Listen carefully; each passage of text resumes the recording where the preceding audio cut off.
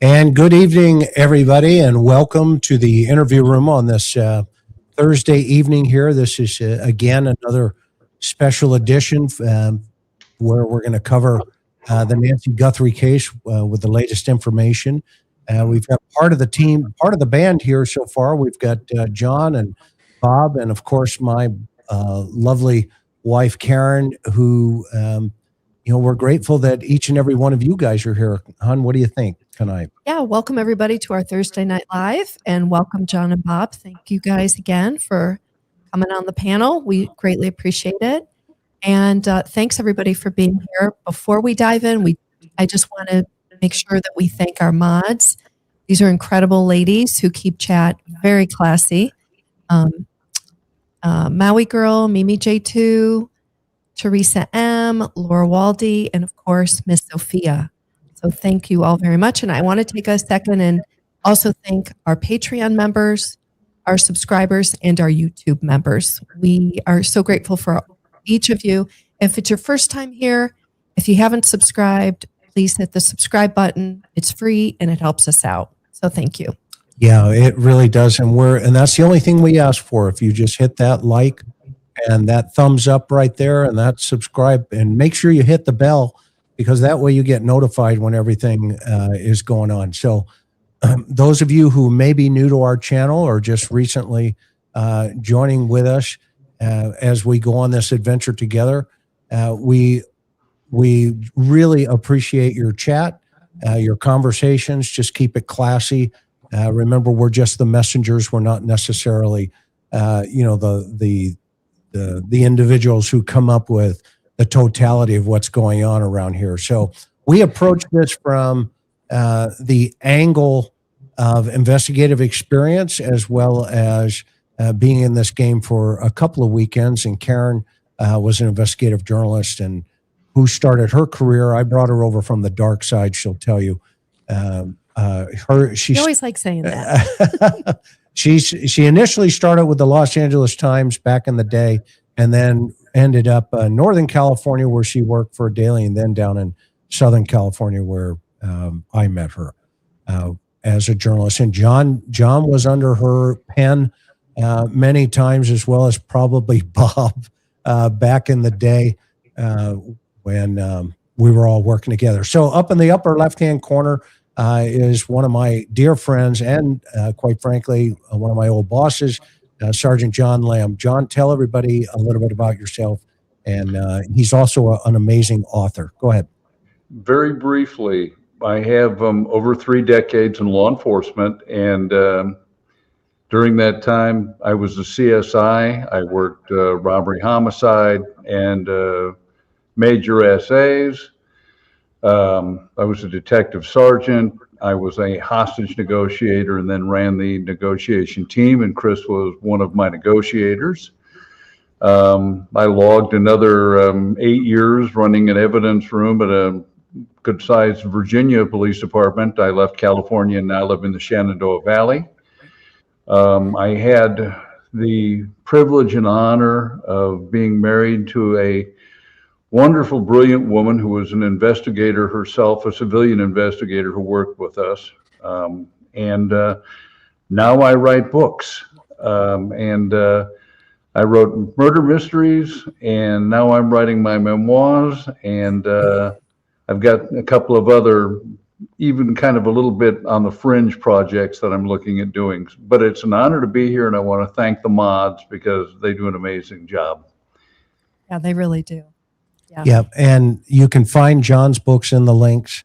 Yeah, and I have to say, I've read most of John's books, loved the cozy murder mysteries, phenomenal. I loved them, and now his memoirs are incredible as well. Yeah, buckle up, because these stories are for real, and they are.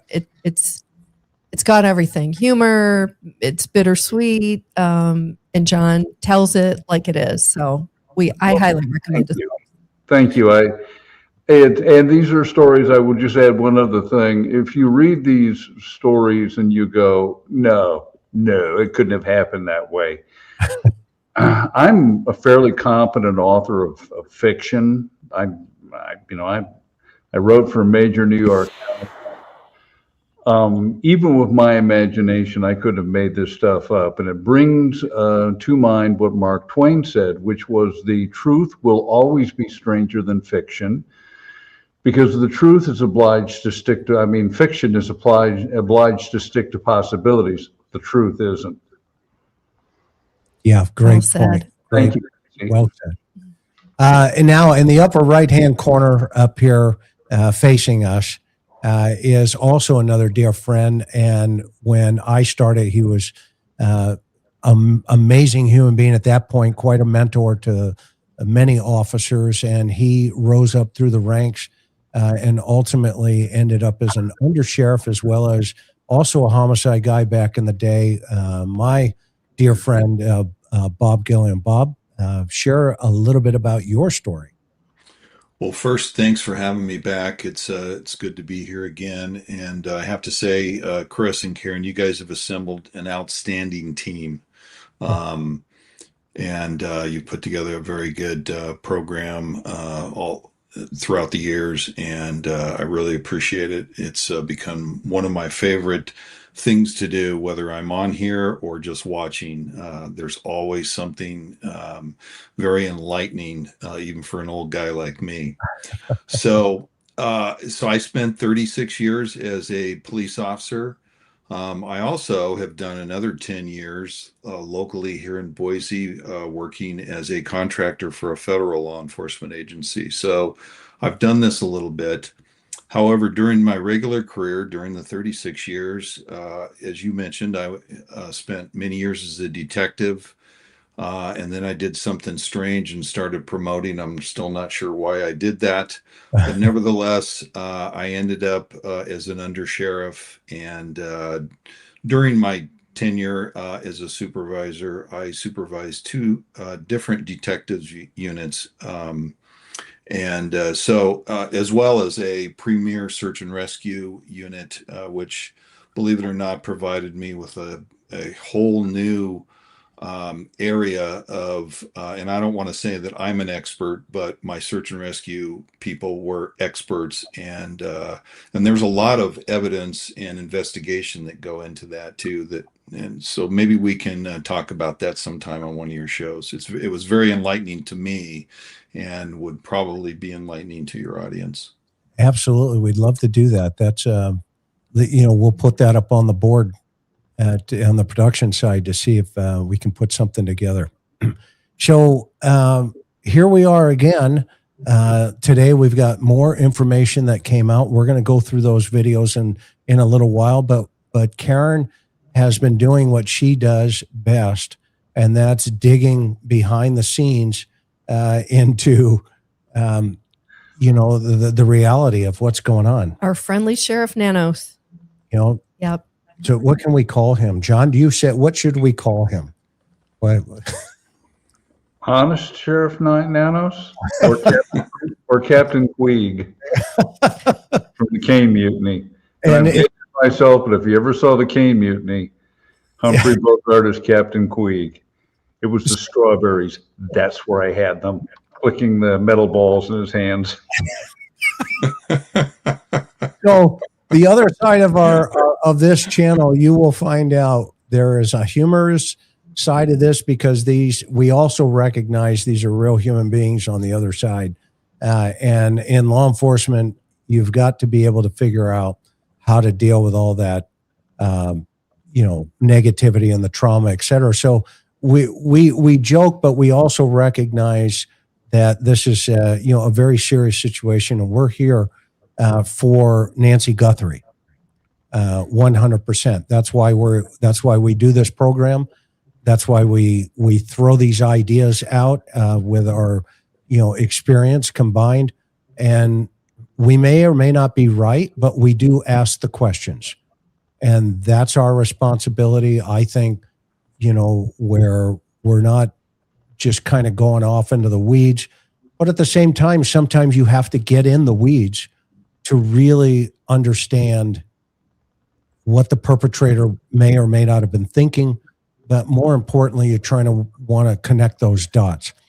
And so we try to follow the bouncing ball. And one of the personalities that we're following right now, which will lead into the conversation about Savannah today and the latest information that she has provided to the public, is about, who's at the helm here. And last night, if you were with us, you found out that, we revealed his service records. And tonight we're going to continue just shortly down that path, and we're going to ask a couple of questions, okay, about, why this is important to the investigation.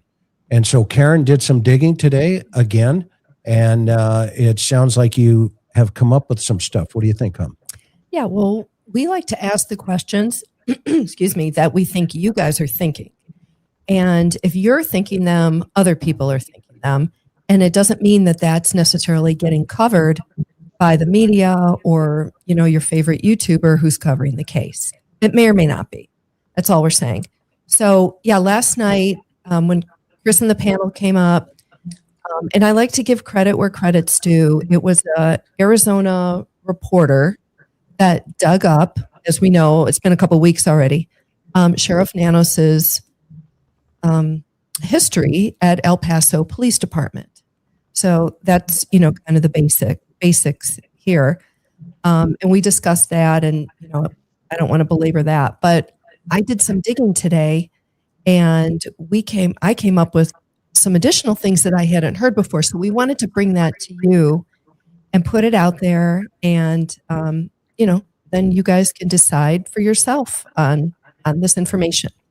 So one of the things that we saw, and Bob and John, I think we all saw during the press conferences, there was a lot of drama, a lot of emotion from this sheriff. Would you guys agree or disagree?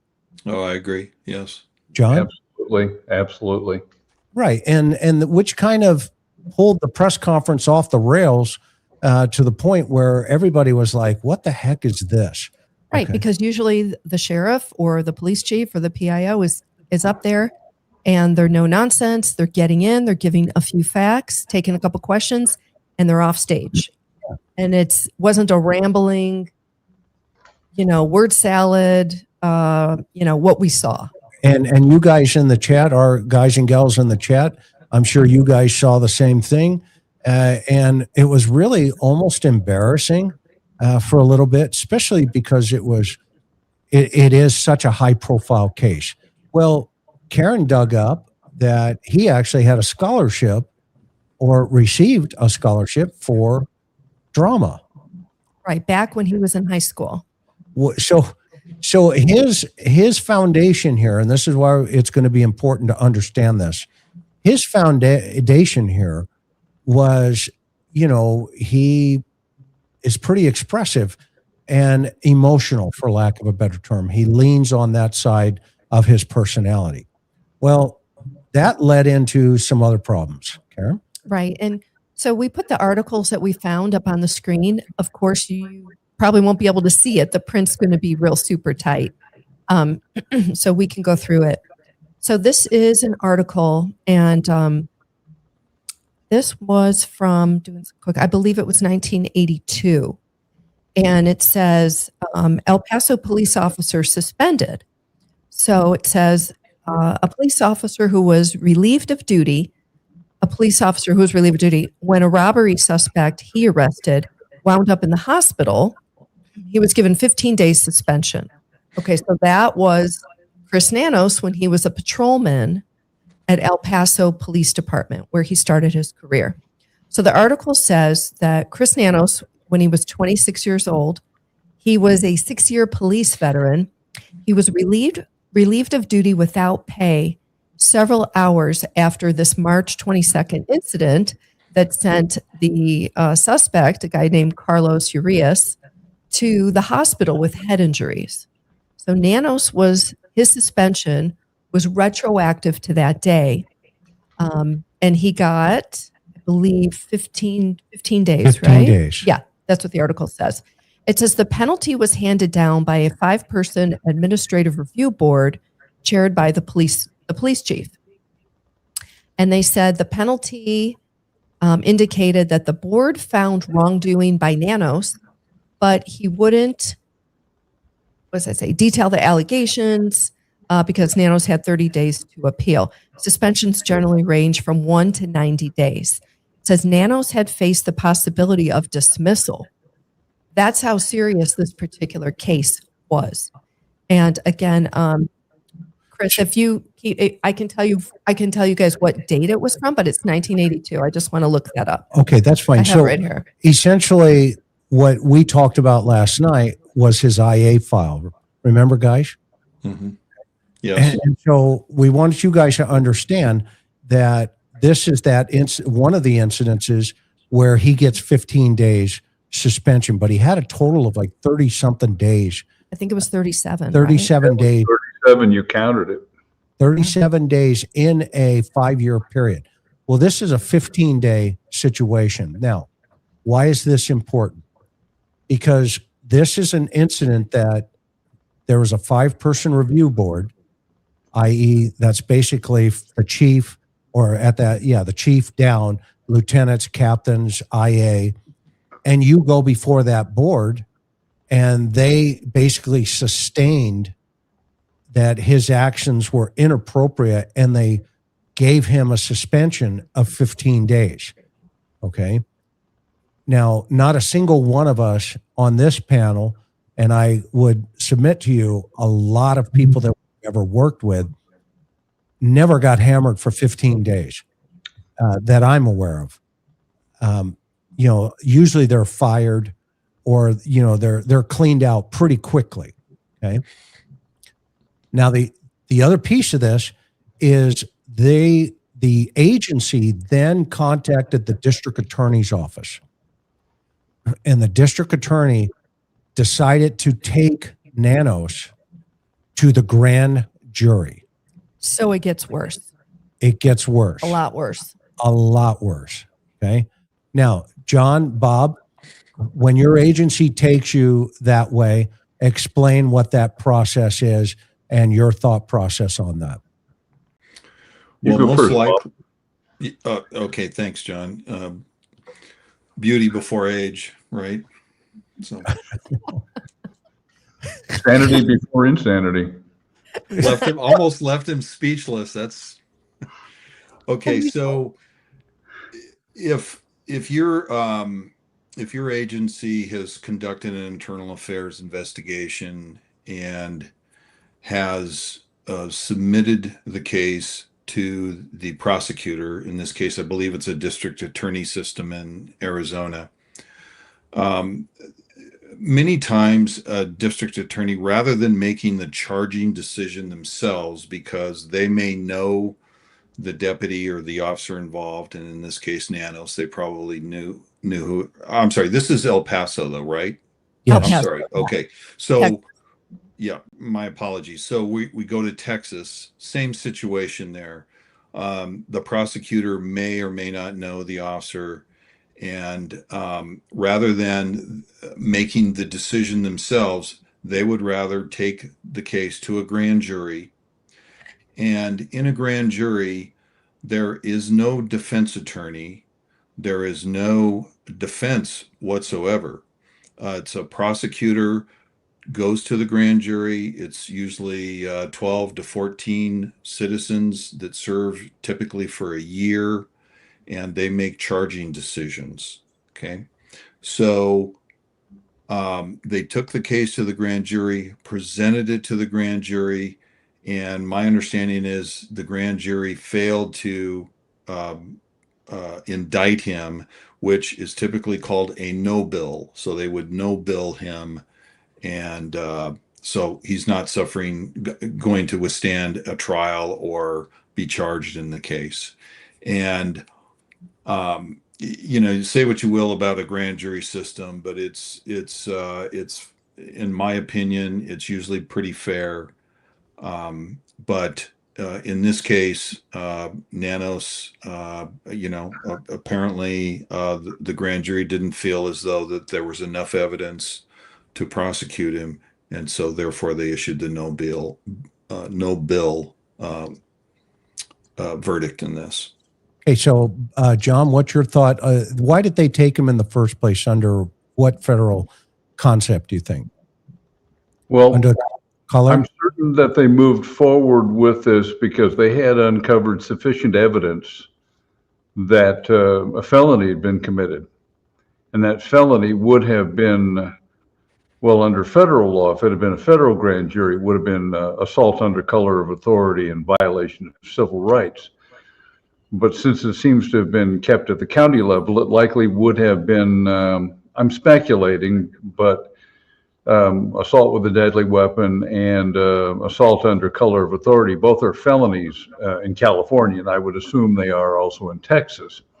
Yeah. So you're a law enforcement agency, you have obtained information that in any other circumstance would merit an immediate arrest and filing of charges.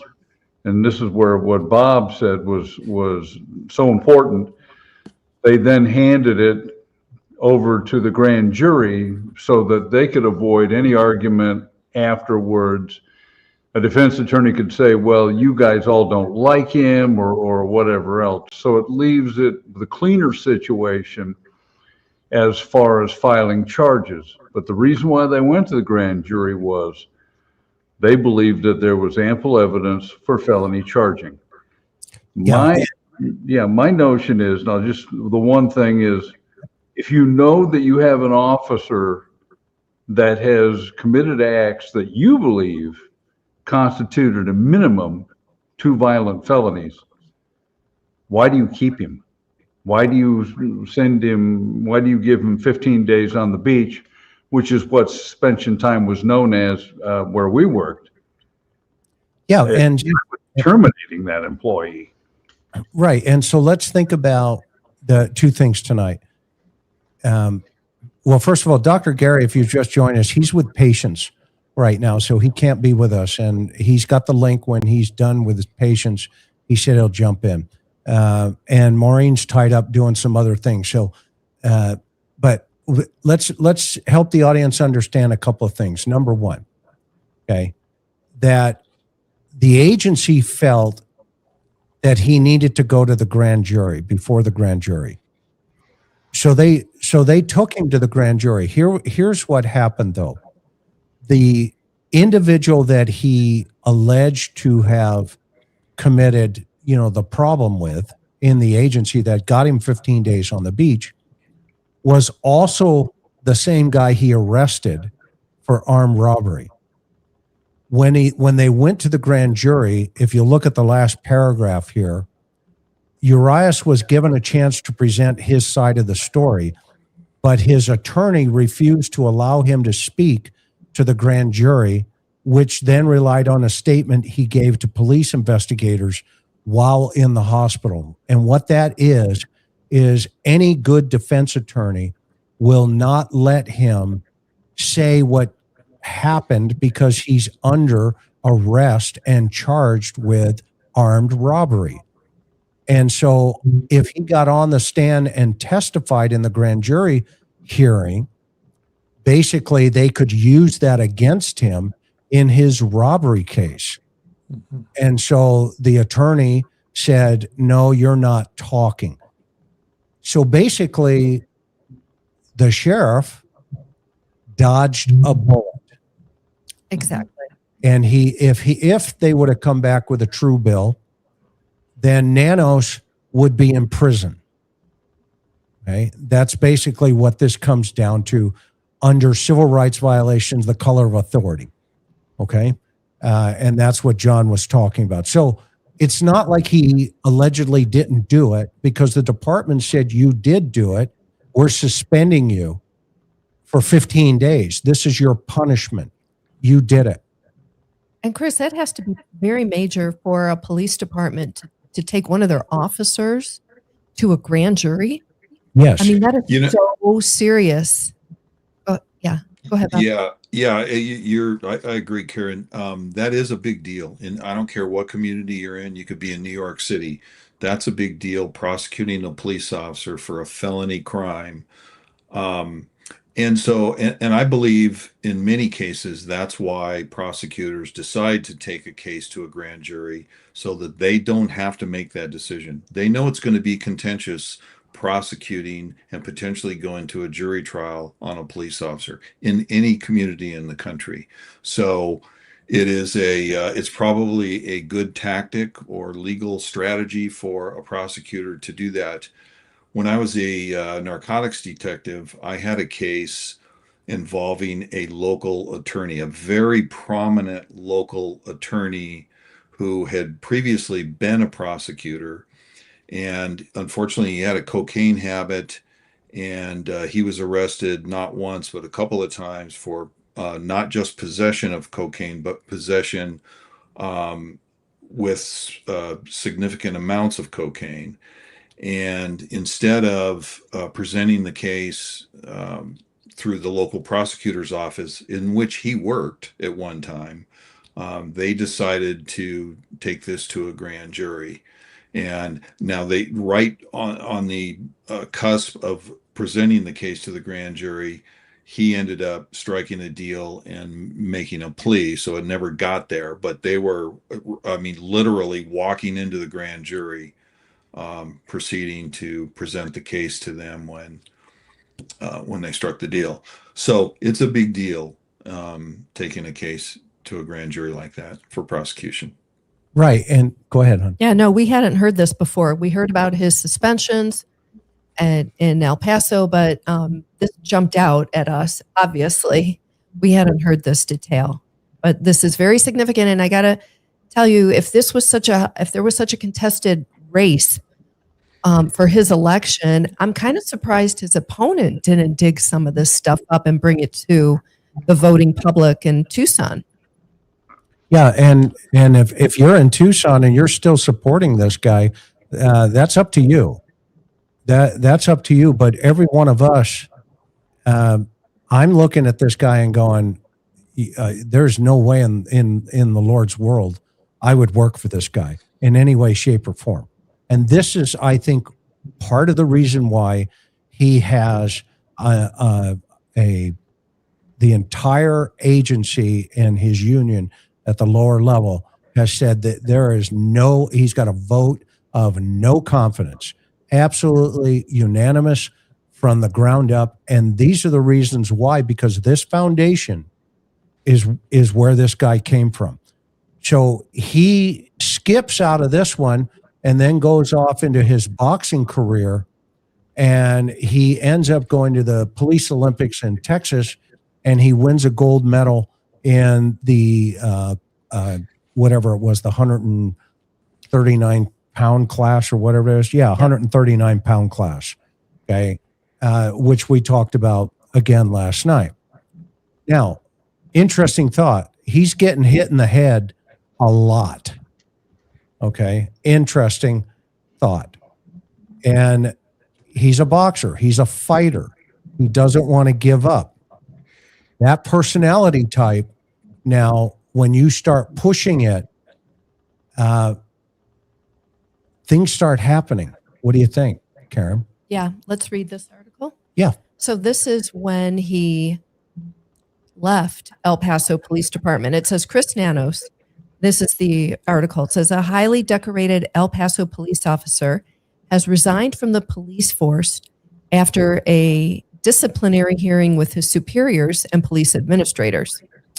Nanos submitted his resignation Tuesday, but police administrators would not comment on the case because it's a personnel matter.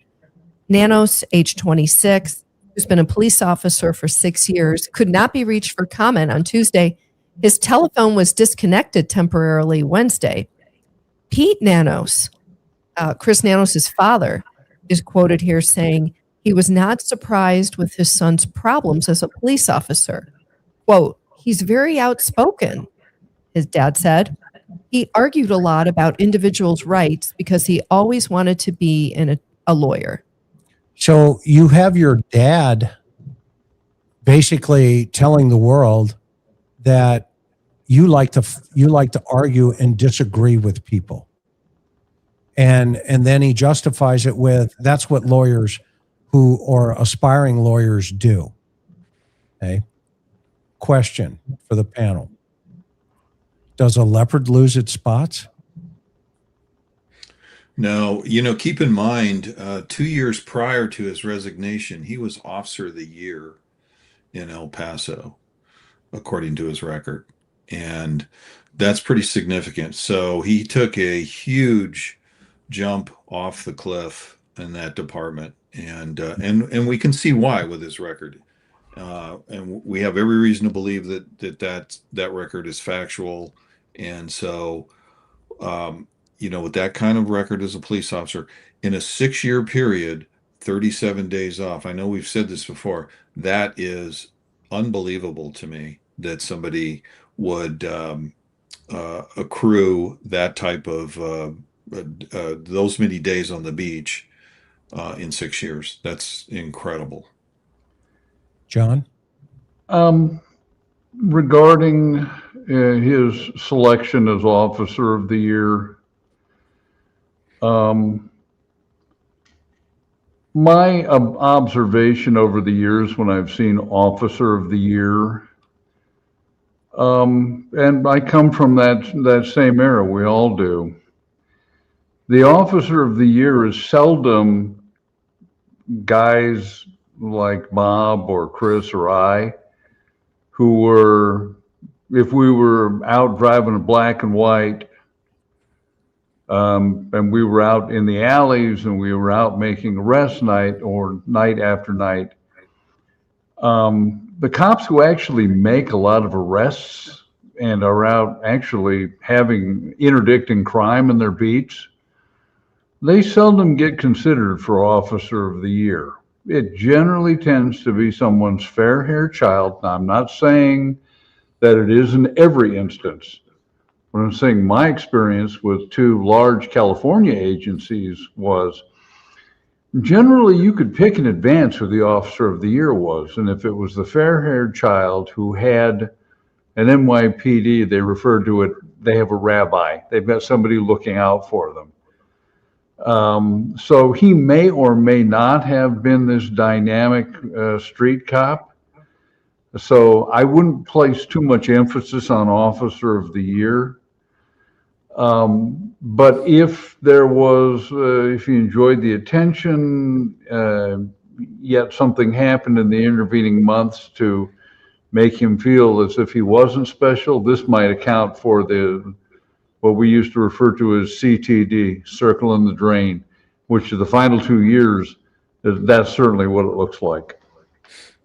Yeah, and I think he got off that Officer of the Year because a number of months prior, 1979, we read that he saved somebody's life, a fellow officer's life.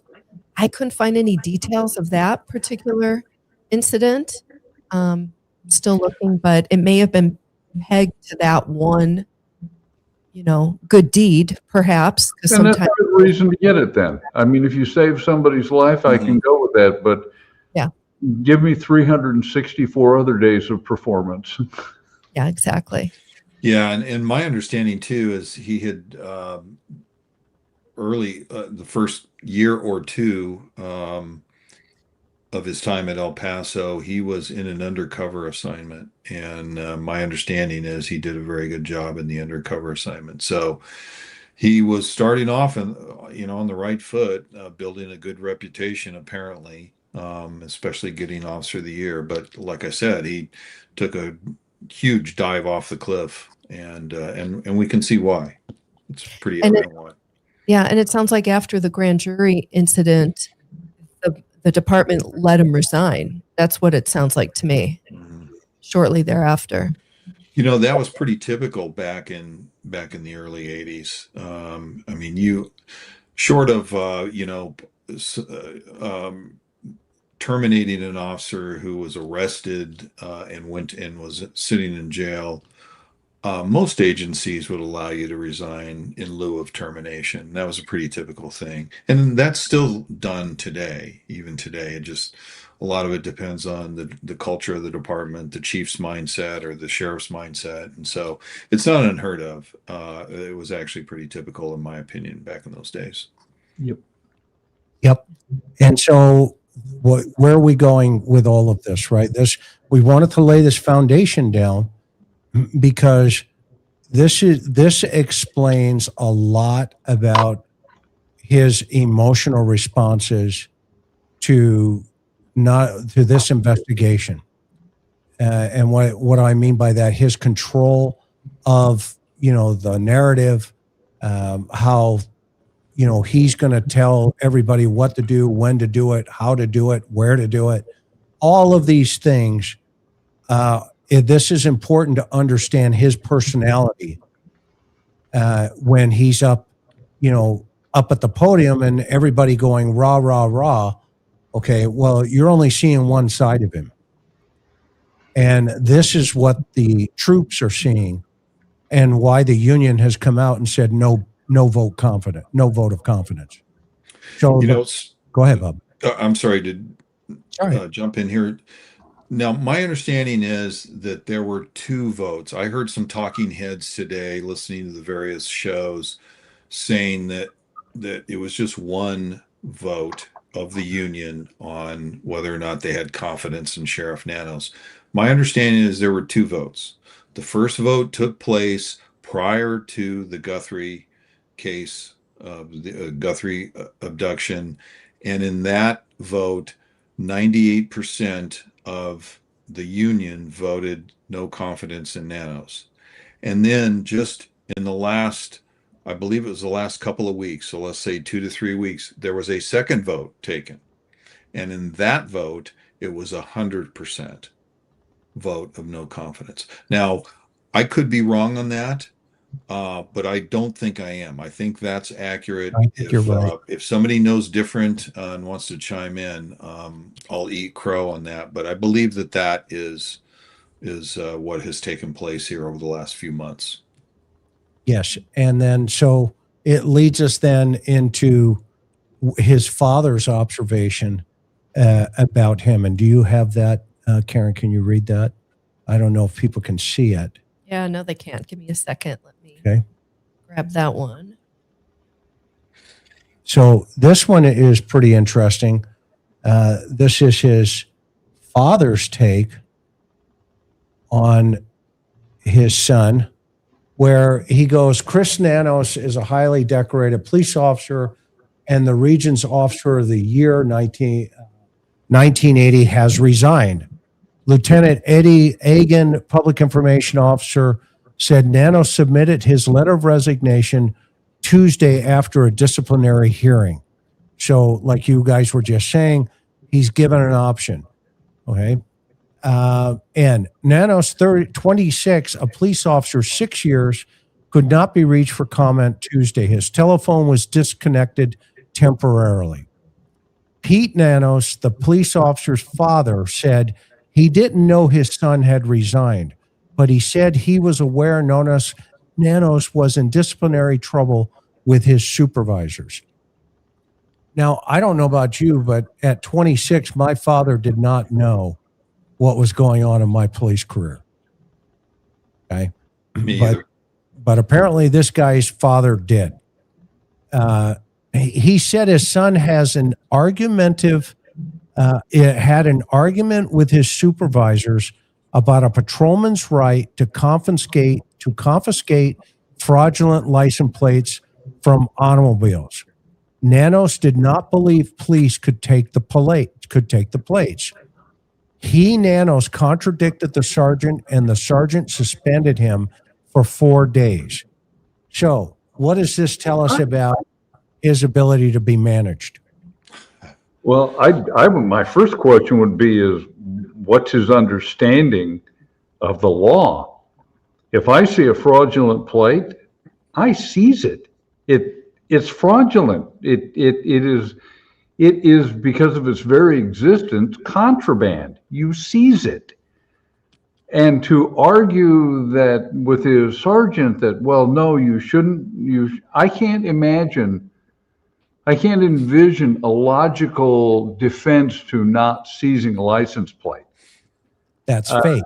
And then to argue with your sergeant about it, I'm sensing either somebody who doesn't perhaps in this very narrow application of law is not in step with consensus reality, or just likes to argue. Bob? Yeah, exactly. He strikes me as the typical guy that he has to be right. He's always the smartest guy in the room, as the saying goes. Yep. And by God, now that he's sheriff, you better not cross me, because you know what? If you run against me, Lieutenant, I am going to order you to stay home. You have a curfew to your home during business hours. And I understand you're my political opponent, but I think that this is the right thing to do. And that's what Nanos did in this last election to his political opponent. My understanding also is that he is currently being investigated for election interference. I don't know if it has to do with his election last year as sheriff, or if there's some other issue going on, but that is my understanding. He is currently being investigated. Okay, so why is this important again for Nancy? Because we said 50 days ago, there are 2 trains here. And those of you who need to go back and watch some of the very first videos we did about the Guthrie case, we immediately said you have one train that is the Pima County Sheriff's Department, and you have the second train, the FBI and the federal authorities, and they're going to run parallel. Well, what happened was that the sheriff did not want the FBI in any way, shape, or form involved in this case within the first 48 hours. The FBI came to the table and said, "We're here to help. What do you need?" Obviously, they can come to the table with a lot of resources. And it's going to make a lot of sense now when we say, well, why wasn't there more searches done? Why was the house taken down so quickly? It's because the evidence response team from the FBI was turned away. And because it turned into a bully pulpit, they went head to head. And that was predicated upon an FBI investigation that had taken place before Nancy Guthrie disappeared. And Nanos, Nonads, held a grudge. And he's a bully. And what did he do? He transferred everybody out of the major divisions and left skeletons in there in terms of new blood with no seniority or experience. And then this thing happens. And Chris, John? can I jump in here about, there's an important point to make. You remember when you became a detective, I know Bob will remember when he became a detective. Even with 2 years of being a CSI under my belt, once you're in that homicide room, you are at the very lowest point of the learning curve. That's right. You are I relied on guys who had been homicide guys longer than I'd been a cop, and I'd been a cop 5 years, and I think Ed Jacobs had been a homicide detective for 10 years, twice as long as I've been a cop. So you benefit from this experience. They've seen so many murders, they lead you through. When you transfer all your experience out, you are losing a vast wealth of information and experience. And it suggests to me that the decision is not based on operational efficiency, but because there's some element of revenge involved. Yeah. And so I spoke to some people today on my sources, and I was blown away. Yeah, what'd you learn? Well, you know me. When you've been in this business for a couple of weekends, remember we were the channel that told everybody that the car was at the shop getting repaired at Watson's Chevrolet.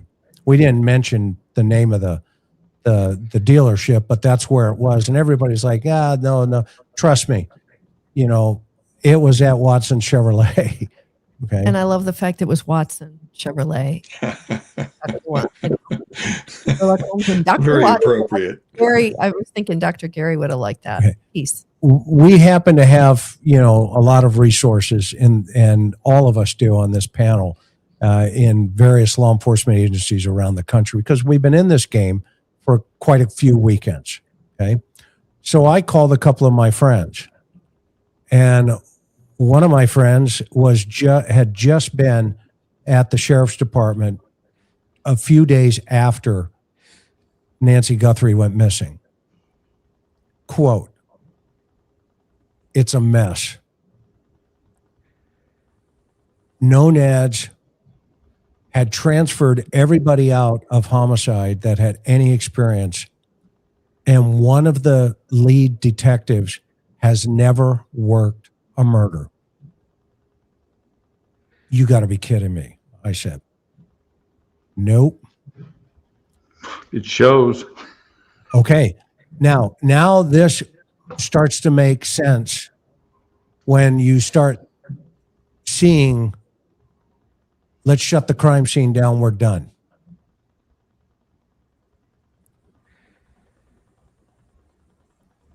Now it starts to make sense.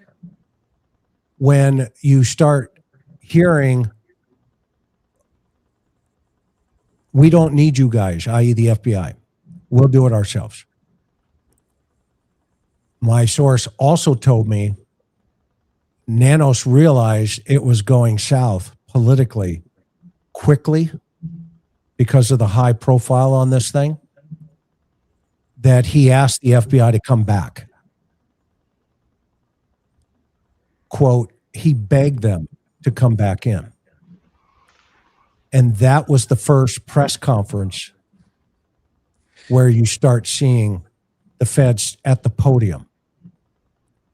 And then it makes sense during that first press conference when they're talking about certain things in this investigation. And he says, we're going with the family on that. Well, what does that mean? We're going with the family. And he'd ignored his PIO. Okay. Well, we're gonna break that down. And I think today's videos that we saw Savannah put out are going to make a lot more sense tonight. Okay. Let me set it up here. I got to get them up here real fast, and then we'll go through them. Definitely. Okay. So while you're doing that, I'm just going to add a little more color, as we call it.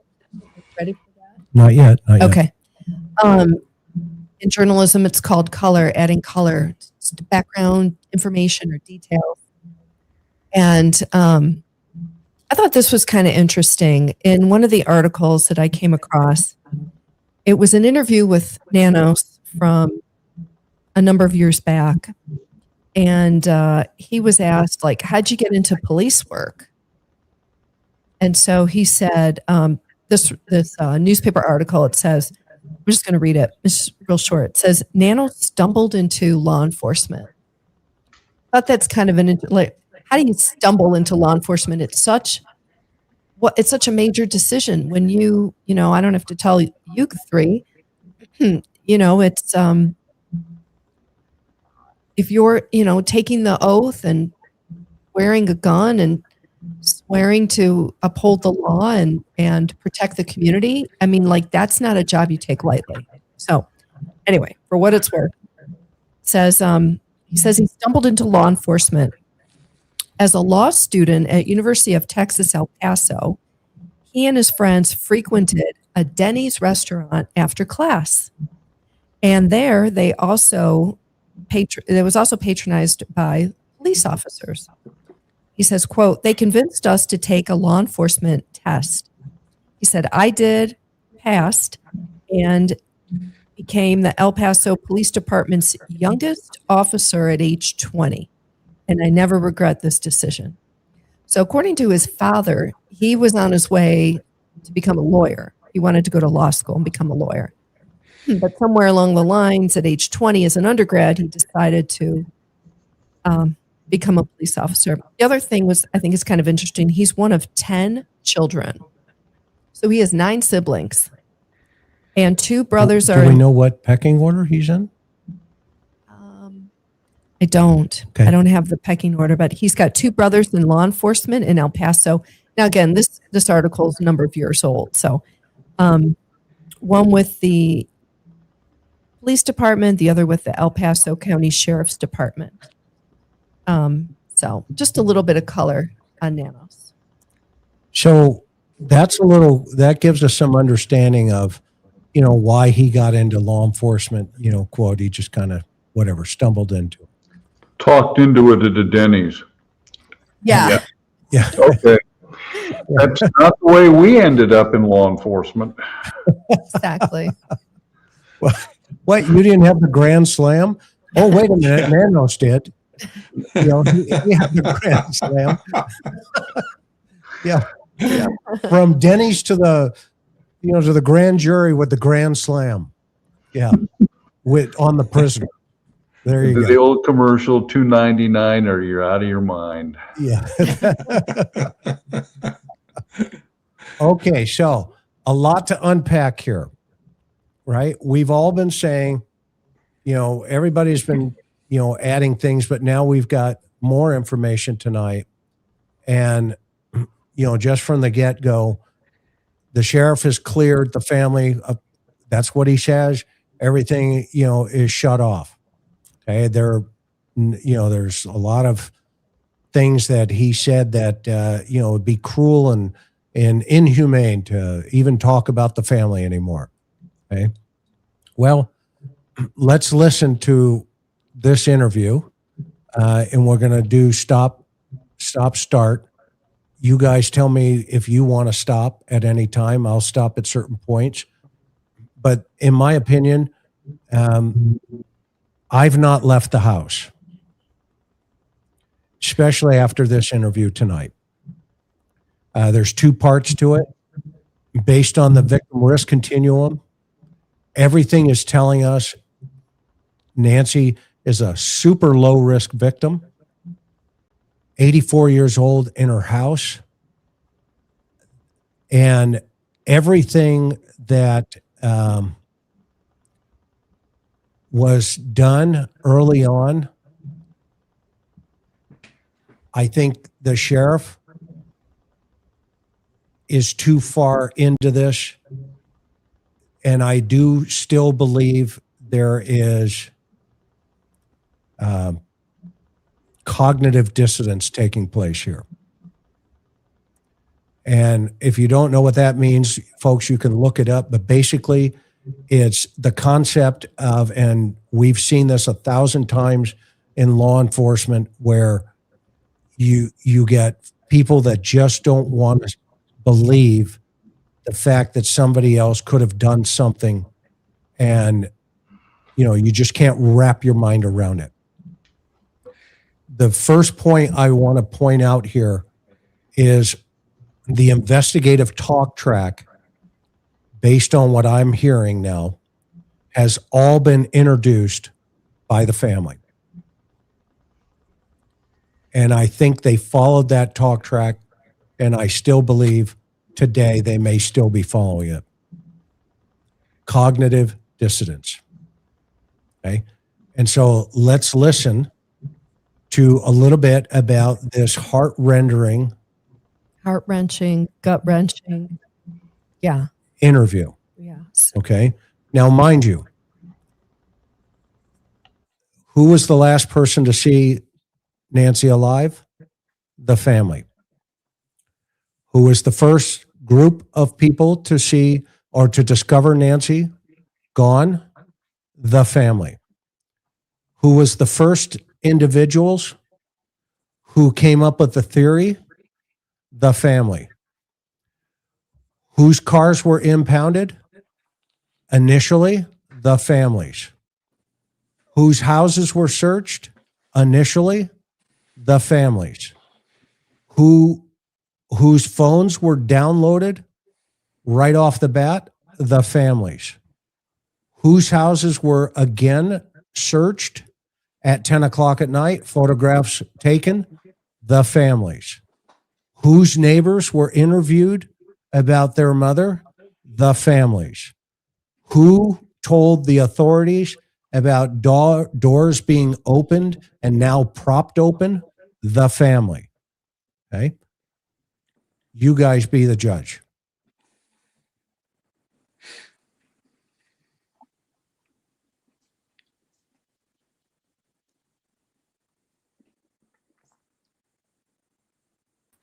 Well, I had given Mike for Christmas a boys' trip to go play tennis. And so he had been gone for the weekend. So I took my kids actually to Carson's. So we had a beautiful, fun night together. And then I came home, and really it just got home at the same time that Mike came home. We were just saying hi, putting down our stuff, and the kids were running around. And my sister called me, and I said, "Is everything okay?" And she said, "No." She said, "Mom's missing." And I said, "What? Yeah. What are you talking about?" She said, "She's gone." And she was in a panic. I was in a panic. I'm like, "Call 911." Yeah. She's like, "I did. We've called them. They're here." And we thought that she must have had like some kind of medical episode in the night, and that somehow, the paramedics had come because the back doors were propped open, Okay, let's talk about that just for a second. The initial call to Savannah. And by the way, in my opinion, Savannah's off the plate 10,000%. Her brother in Vermont is off the plate 1,000%. So here's my first question.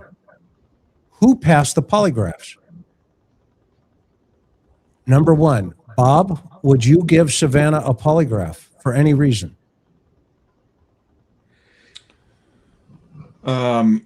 If she's in New York. Well, yes, I might. If you're polygraphing the whole family, then yes, I would include her, whether she's in New York or not, or back east. So I may be the odd man out on this, but yeah, I would. If you're polygraphing the family, great. My question though, Chris, is who administered the polygraphs? We haven't heard that this came from the investigators or at the urging of the FBI.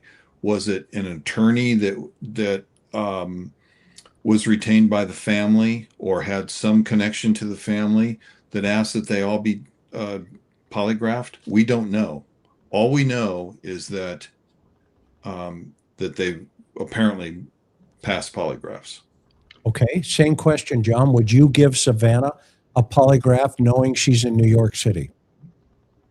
Yes, I would. I would give everybody associated with the family polygraphs for the purpose of consistency, for the purpose of, my presumption would be is that there were multiple, at a minimum, 2 people involved in this. That suggests criminal conspiracy. I don't know where the conspiracy begins or ends. So yes, I am going to do a poly. But Bob made a really trenchant point, which is, who did the poly? I mean, did we go to Polygraphs R Us? I mean, depending on who did it, we know this. There are skilled polygraphers, and that there are less skilled polygraphers, and and that there can be a subtext to they were cleared, that there may be more information that is not available. But Okay. yes, I would have polygraphed anybody really connected with the family. Okay. Polygraphs can Go ahead, Bob. Go ahead. Polygraphs can be, and I'm not saying this is the case in every situation, polygraphs can be just like an autopsy. How many times have we heard coroners or pathologists for the defense disagreeing with the original autopsy once they commission their own medical examiner or doctor to do their own autopsy? And polygraphs are the same way, in my opinion. Okay, so polygraphs are an opinion. It's not a. That's why they're not. One of the reasons they're not admitted in court is because it's not a scientific measurement. It's an opinion, right? Am I right? Yeah, exactly. And also, so I'm assuming you guys would also say, yeah, the brother of the pilot in Vermont, you would also poly him as well. Yes, I would. Okay. All right. So, and then of course the brother-in-law and the sister, right? Yes. Okay. Yes. So let's help the audience. Let's follow the bouncing ball. Okay. Last person to see mom alive, the family, the brother and the sister. The first person to see her alive, the Uber driver, and then the brother and the sister. First group of people to get to the house, brother and the sister. First officer there, after the 911 call comes in, is told a story. That story has to consist of the doors are open in the back. All right. We know there's blood on the porch. And of course, we've gone through this part of the system here. We've gone through this part of the narrative a couple different times. I'm not going to keep repeating it here on our channel, but this idea that says, okay, well, they may not have come through the front door because of the blood. The second piece of this puzzle, and I'm thinking like the first responder, the first guy there. What do you walking up and saying, what's going on? Well, my mom's missing. Okay, she's gone. All right, well, when did you last see her? Last night. We dropped her off at 9:48, or whatever the time is going to be, 10-ish, whatever. Okay, and then what happened? Well, we went home and she was here by herself. We got a phone call from the church. She didn't show up, so we came over to check on her. All right, and she's not here. Okay, well, where is she? I don't know. She's never done this. Okay. The Annie picks up the phone and calls New York and says to Savannah, mom's missing. She's gone. Okay. Well, call 911. We already did. They're here now. So Annie is alerting Savannah that mom has disappeared right away. Okay. So now let's move into the door opened and propped open. Remember I did that Jim Gaffigan thing about whenever you're around bears, okay, that, you read a pamphlet about the bears and it says wrap up in a sleeping bag and, play dead. And then he gives this, shtick about, well, who wrote that? The bears. Okay. And, it's pretty funny stuff. Okay. But everything is being what his point is the bears are driving the conversation on what to do so that you don't end up on the plate and get eaten. Okay. So in this case, the first responder says, hey, here's what I'm hearing when the homicide guys go on scene. Yes or true or false? He's going to regurgitate what the witnesses have told them, and if he finds the house the way they explain it being found, correct? Yes. right? Yes.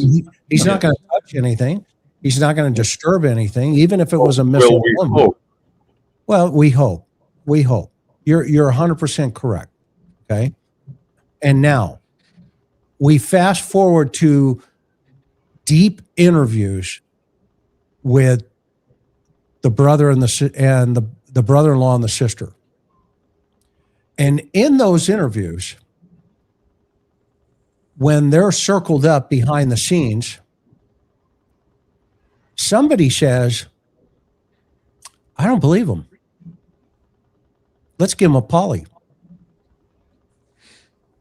Polygraphs are not for truthful people.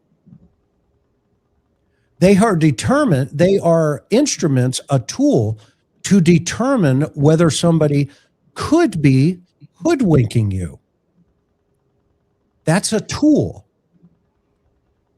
Nobody's thought about that piece. The authorities then say, let's impound their car. And then they say, let's go search their house. Let's get consent. And then they say, let's interview all the neighbors. And then they say, let's go back and take pictures at 10 o'clock at night because all the media is all over this thing and we don't want anybody seeing us coming and going.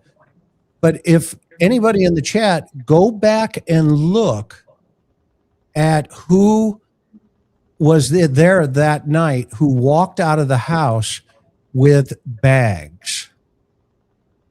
It was the sheriff's department. It wasn't the FBI. Who went into the house with a UFED and downloaded everybody's phones? ICAC. And the sheriff's department. It wasn't the feds. Who's running the investigation on that side of the coin? They're handling it at some point as a homicide investigation. Just to make sure. Yeah. Well, the sheriff, Nanos, made sure he told us in his first news conference that they had pulled back on the search and that they had called in, quote, homicide detectives. So he said it himself from jump. We're calling in homicide. We called in homicide detectives. Yep. And why do you do that, Sergeant Lamb, when you're the field supervisor on the scene? What will draw your attention to say, you know what, we need to ratchet this up? We don't know what the condition is inside the house. There is little evidence to support the fact that Nancy was the sort of woman that would wander away in a state of being deluded or mentally incapacitated. And so we have extremely suspicious circumstances. I'm presuming they noticed blood at the time of the officer's first arrival, but the back door being propped open, that is a huge, huge element to this. Absolutely. Because there's no reason why she would prop the door open. The door has been propped open for the removal of Nancy.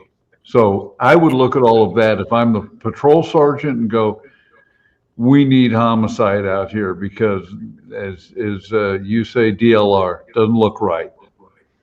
And to John's point and Chris's point, before this interview came out, and it's only been out since this morning, but it seems like it's a lot longer than that because we get consuming all this news that we try to get on the case. We were told a couple days ago, somebody reported that a source said that the family, to your point, Chris, the family reported that Nancy often left her back doors, plural, unlocked.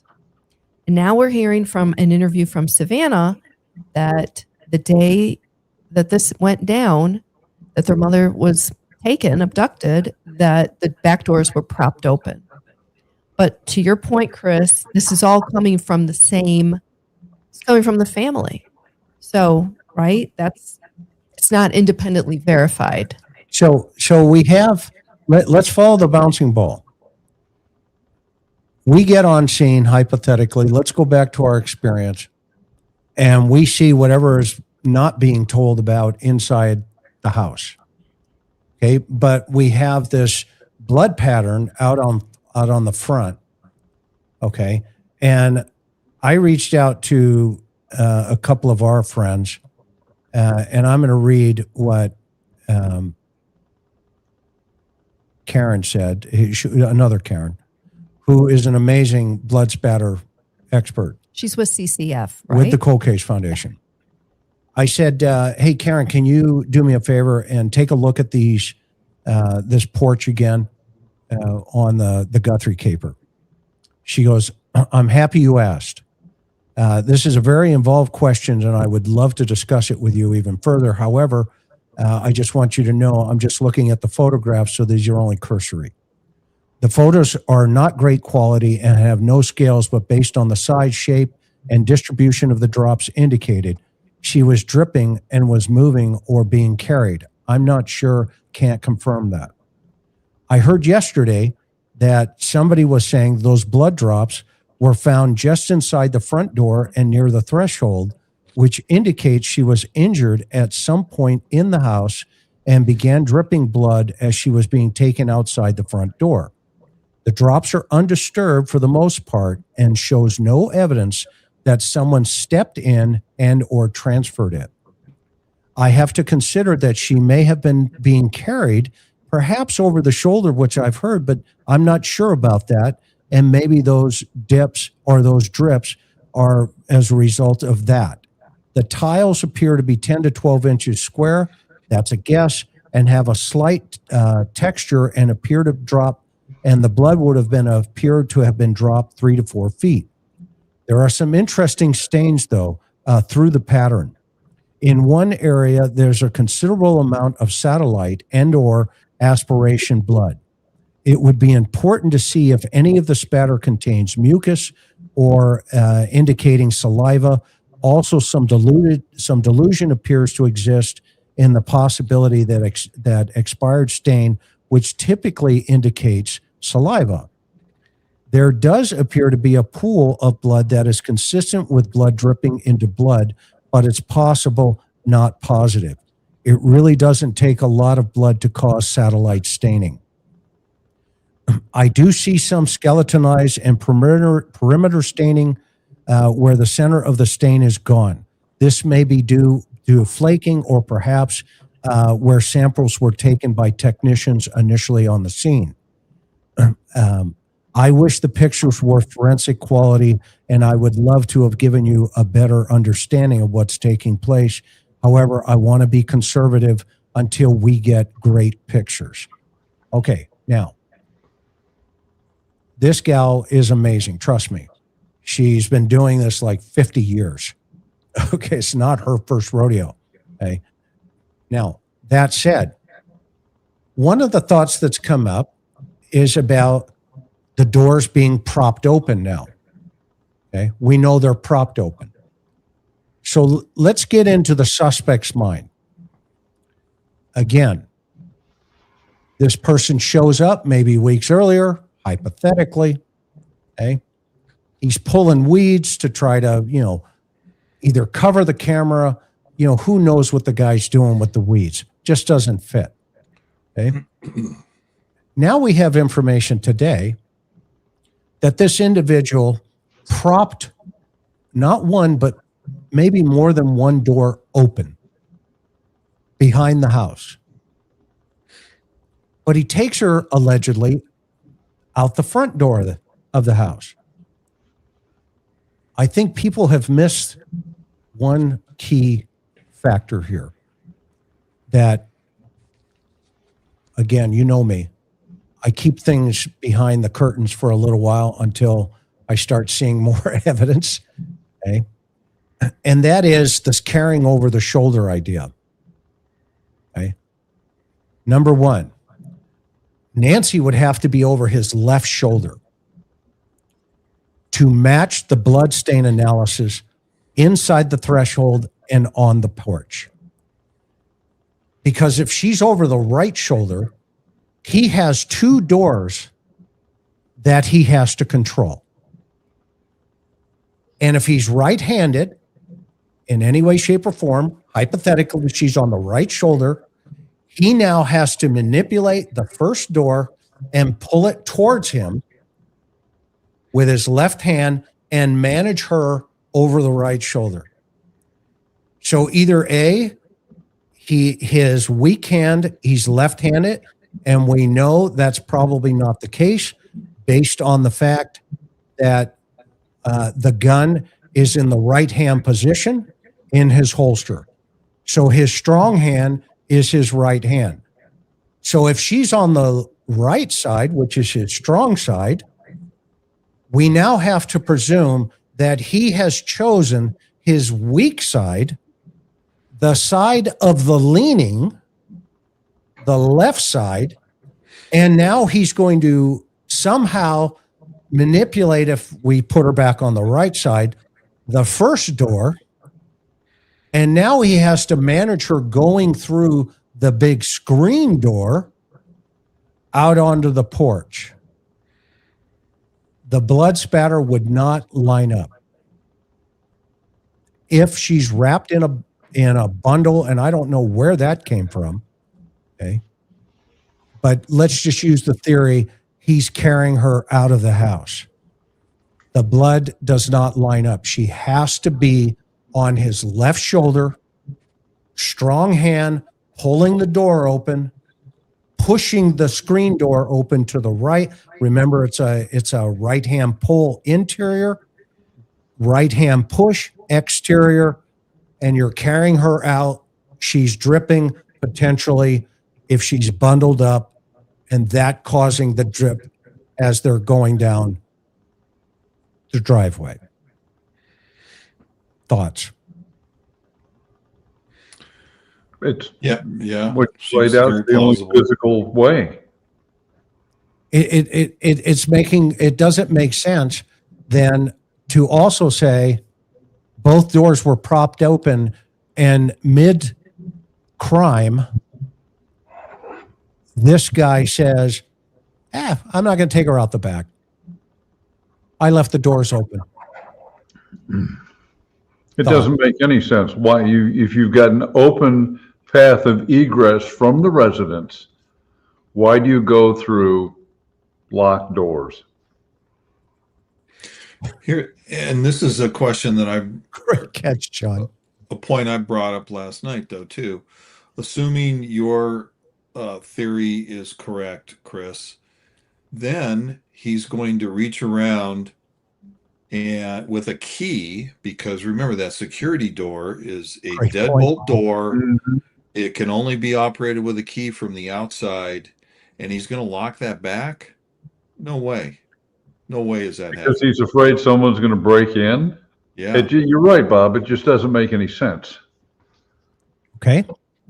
So, by the way, this is what the authorities heard because we're hearing it now from Savannah.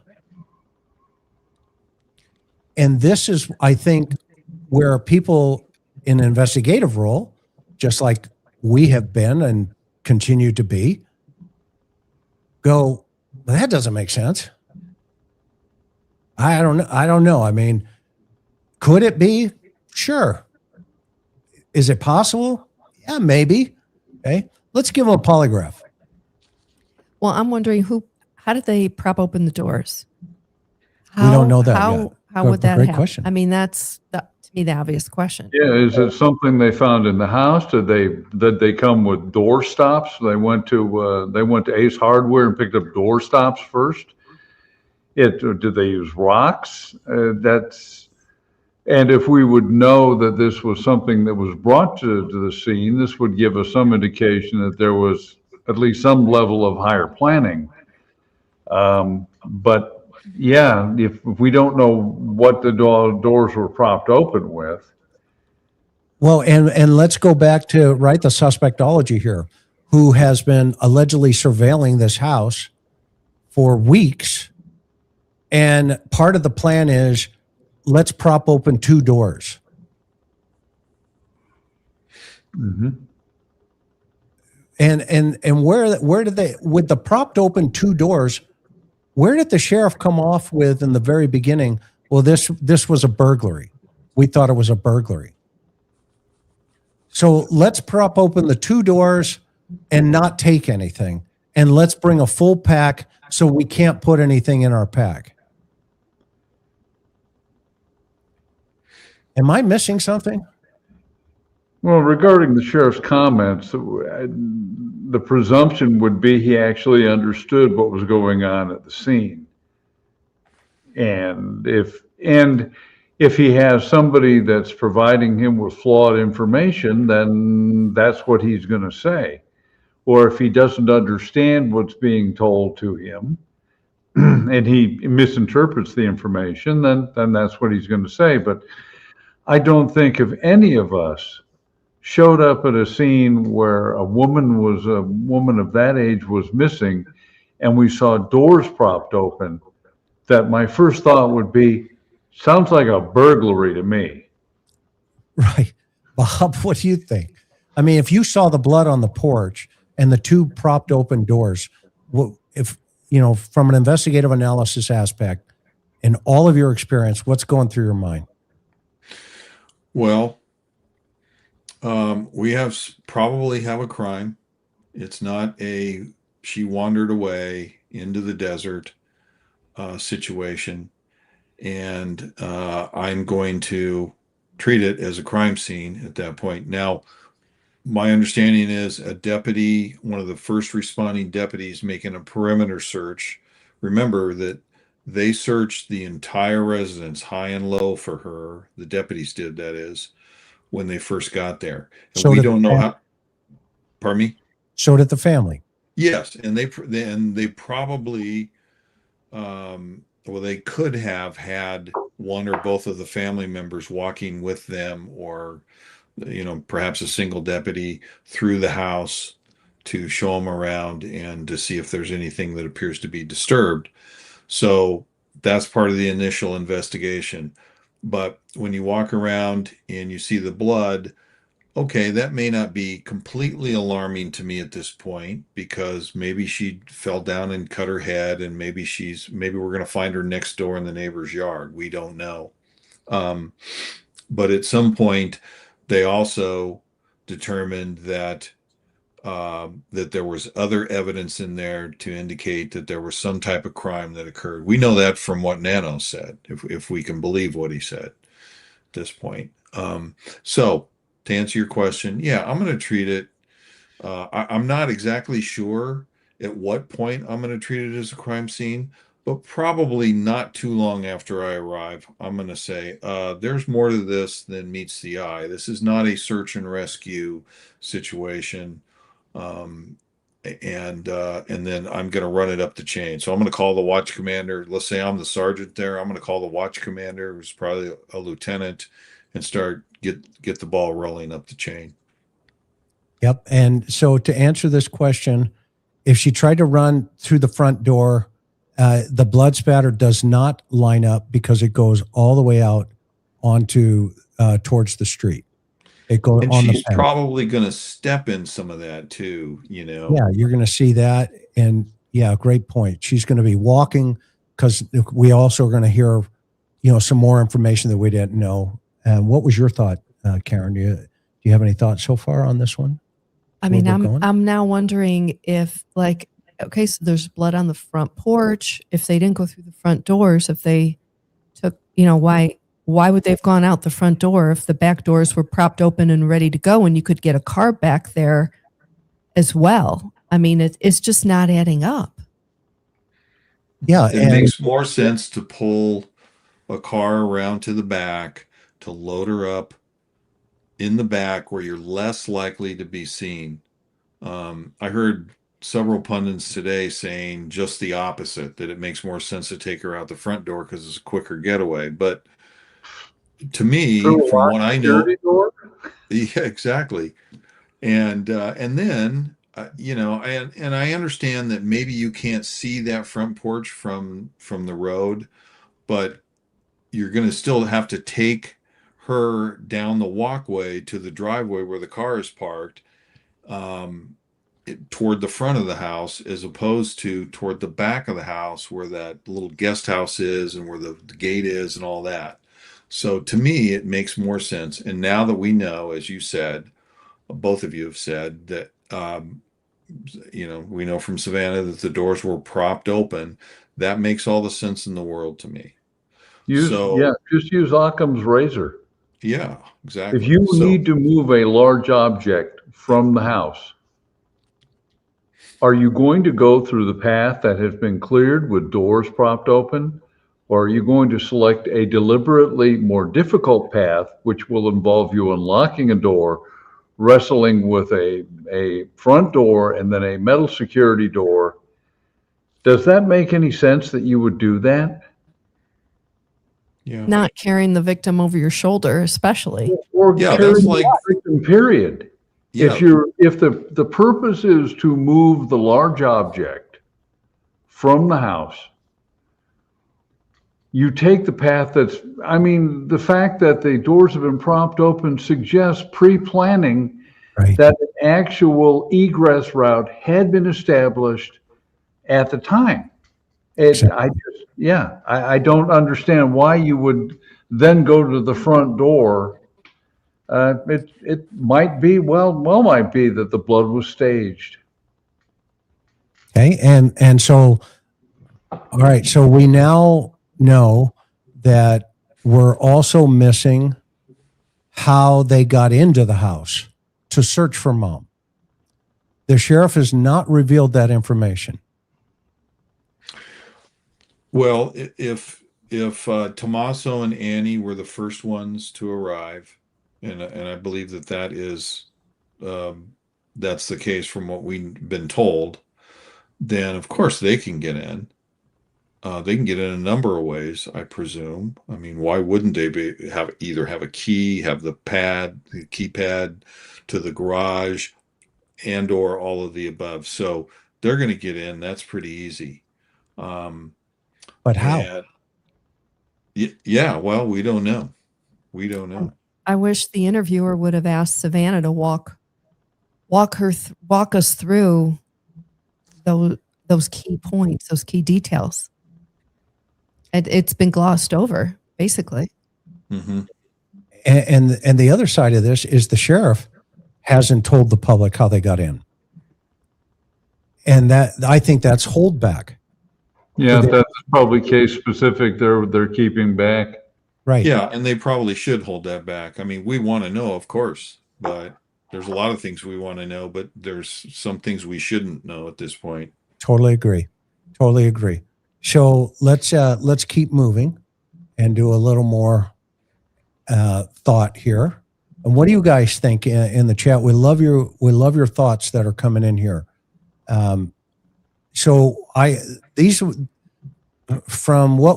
This is what we would call an investigative analysis gap. There are gaps in the stories that come forward. So the next thing you want to start looking for is who's introducing concepts to the investigation. And why is that important? Because too much information is just that. Too much information. Most of the time when, there's trauma involved and there's a trauma response where people go, I don't know. I just don't remember. I'm not sure. Okay. And then once they start to come down, in the interview, you start seeing them going, okay, I remember this, I remember that. And that's what you call a cognitive interview, because you want them to slow down, you want them to breathe, you want them to think a little bit more, and you don't want pressures. In this case, Annie calls 911 and immediately then calls Savannah in New York and says, Mom is missing, she's gone. And Savannah responds, what do you mean? What are you talking about? Savannah's response is a trauma response. what are you talking about? What's going on here? Okay. Annie is Disbelief. calling. Go ahead, Bob. Yeah, I was just going to say perhaps a sign of disbelief. What do you mean? Yeah. Trauma, Right. as you said. Yeah. Right. And Annie is at the house saying the cops are there searching, but they have already been searching themselves. So let's pick it back up. And that didn't make any sense. We thought maybe they came and there was a stretcher and they took her out the back, but her phone was there and her purse was. We just heard from Savannah go, that didn't make any sense. Okay. That she would have just walked out of the house, or maybe there was a hospital event of some sort. That means they were talking about it on the phone. Because she makes a comment here about, we already called the hospitals. So why would Thomas and Annie call the hospitals and then tell her sister, we already called the hospitals?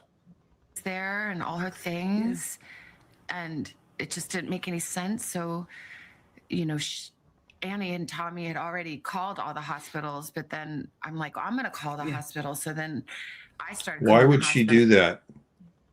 That's what I'm asking. Yeah. I get, this may just point a small point of clarification, but the way Savannah's laying this out is she gets the phone call from Annie saying, Mom's missing, Mom's gone. Savannah's response is, okay, call 911. Annie said, we already did that. They're already here. And now they're having a conversation of, could she be at a hospital? And she's saying the two of them already called all the hospitals. At what point did Savannah get the phone call? This sounds like it was a half an hour to an hour past when they discovered Nancy was missing. I can't tell. Try and call a hospital and try and get the information. You're on hold. Yeah, you're on hold, and then you'll get somebody. You'll be transferred someplace else, and so you're right. You're looking at a minimum of 30 minutes from the arrival of law enforcement. Yeah, and it's just, again, it goes to the timeline, but when did they call Savannah to let Savannah know? It doesn't sound like they called 911 and then the next call was Savannah. Sounds like they were on the phone for quite a while with hospitals. The way Savannah's laying this out, I could be missing something. Okay, you know what else this tells us? They may have seen the blood. That's true, and it also tells us that if Savannah is basically going back and making contact with the hospitals herself, I'd submit this suggests that she doesn't trust her sister to have done things properly. Great point. She has to check for herself. Great point. And now let's say the first officer on the scene, my mother's missing. There's blood over here. Okay. And this doesn't look right. That doesn't look right. This doesn't look right. Okay. I need to call my sister. And the police were there and talking to her at the same time, and it was just chaos and disbelief. Within hours, Savannah. Chaos and disbelief. Okay. On whose part? The law enforcement part? I don't think so. I think they're going, okay, what do we have here? What's going here? What's on this? And she is on immediately high alert to try to jump into the middle of this to find their mother. Okay. That is, in my opinion, a normal response to this type of situation, especially 3,000 miles away. Anna was making the long journey home to Tucson. You saw Annie and Cam when you got to their house. Tell me about that moment. Just disbelief and hugging each other. And I think we were on the phone with the sheriff and trying to, really make clear from the very early moments. Okay. She said something very important there. What did you pick up, Karen? I just picked up, we were on the phone with the sheriff and we wanted to make really clear in her conversation with the sheriff, day one, first couple hours, Yeah, I just want to tell you, I've already been on the phone with the Senator, Kelly, and he's on the phone with the FBI. Okay. And you guys better do the right thing. I want to be clear about this. You know, Annie and Tommy were saying this isn't that case that you are used to where someone wanders off. She can't wander off. They're convincing the sheriff that there's no way there's not something more here. Okay. And who's doing it? Her brother-in-law and her sister. That if I wish you guys have an emoji of red flags in the chat. Those are red flags. I can't tell you how many red flags I've seen. Well, hang on for a second. It would be a red flag if the sister and brother-in-law said, well, maybe she wandered off. We don't think, but they're saying, no, something bad has happened and we want you to investigate, unless I'm misunderstanding it. No, you're 100% right. Okay, then that seems in line and a normal response based on the circumstance. From the family.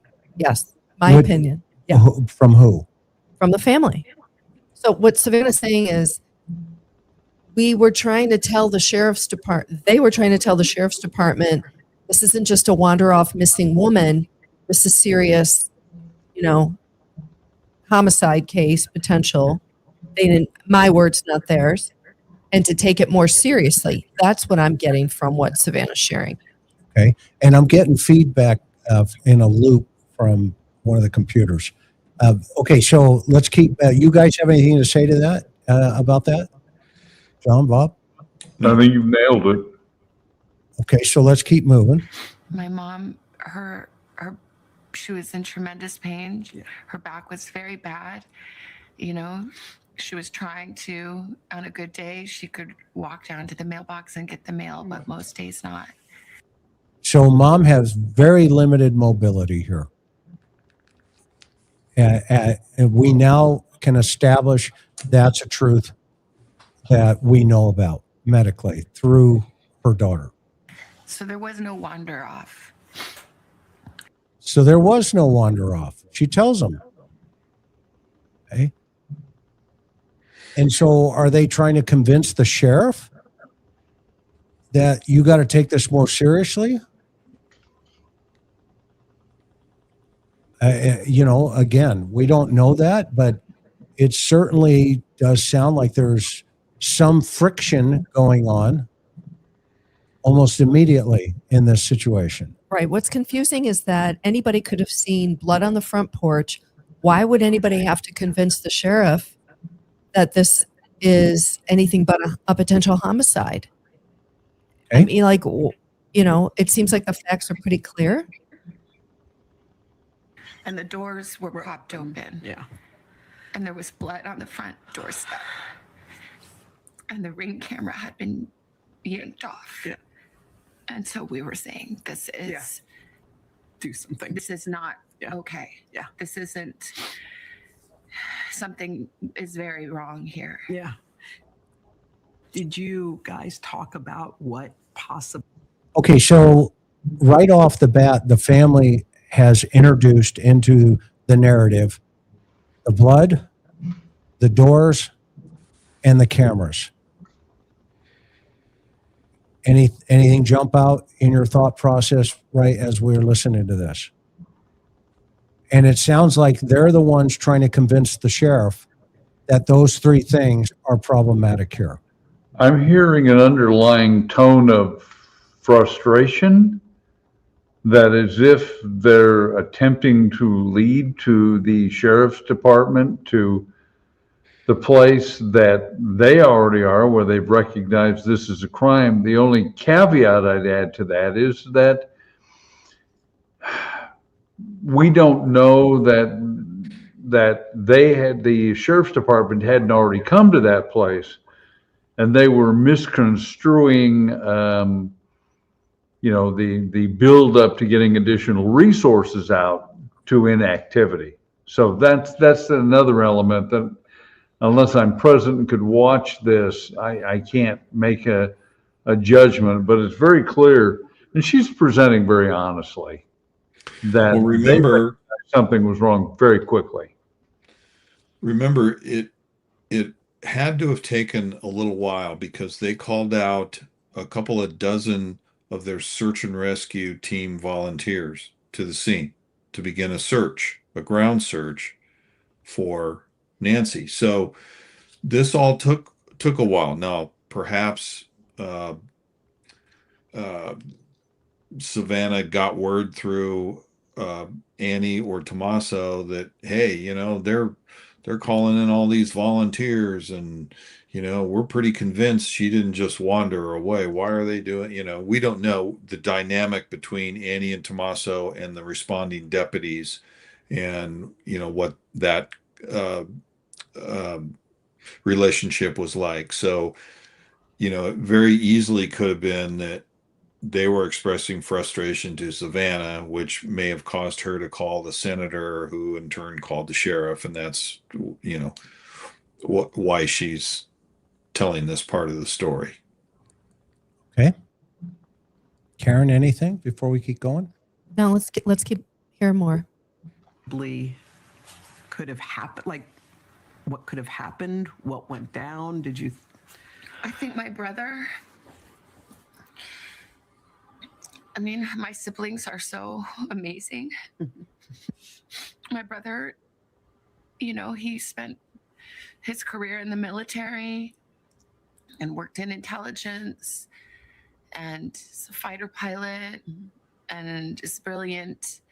And he saw very clearly right away what this was. Yeah. And even on the phone.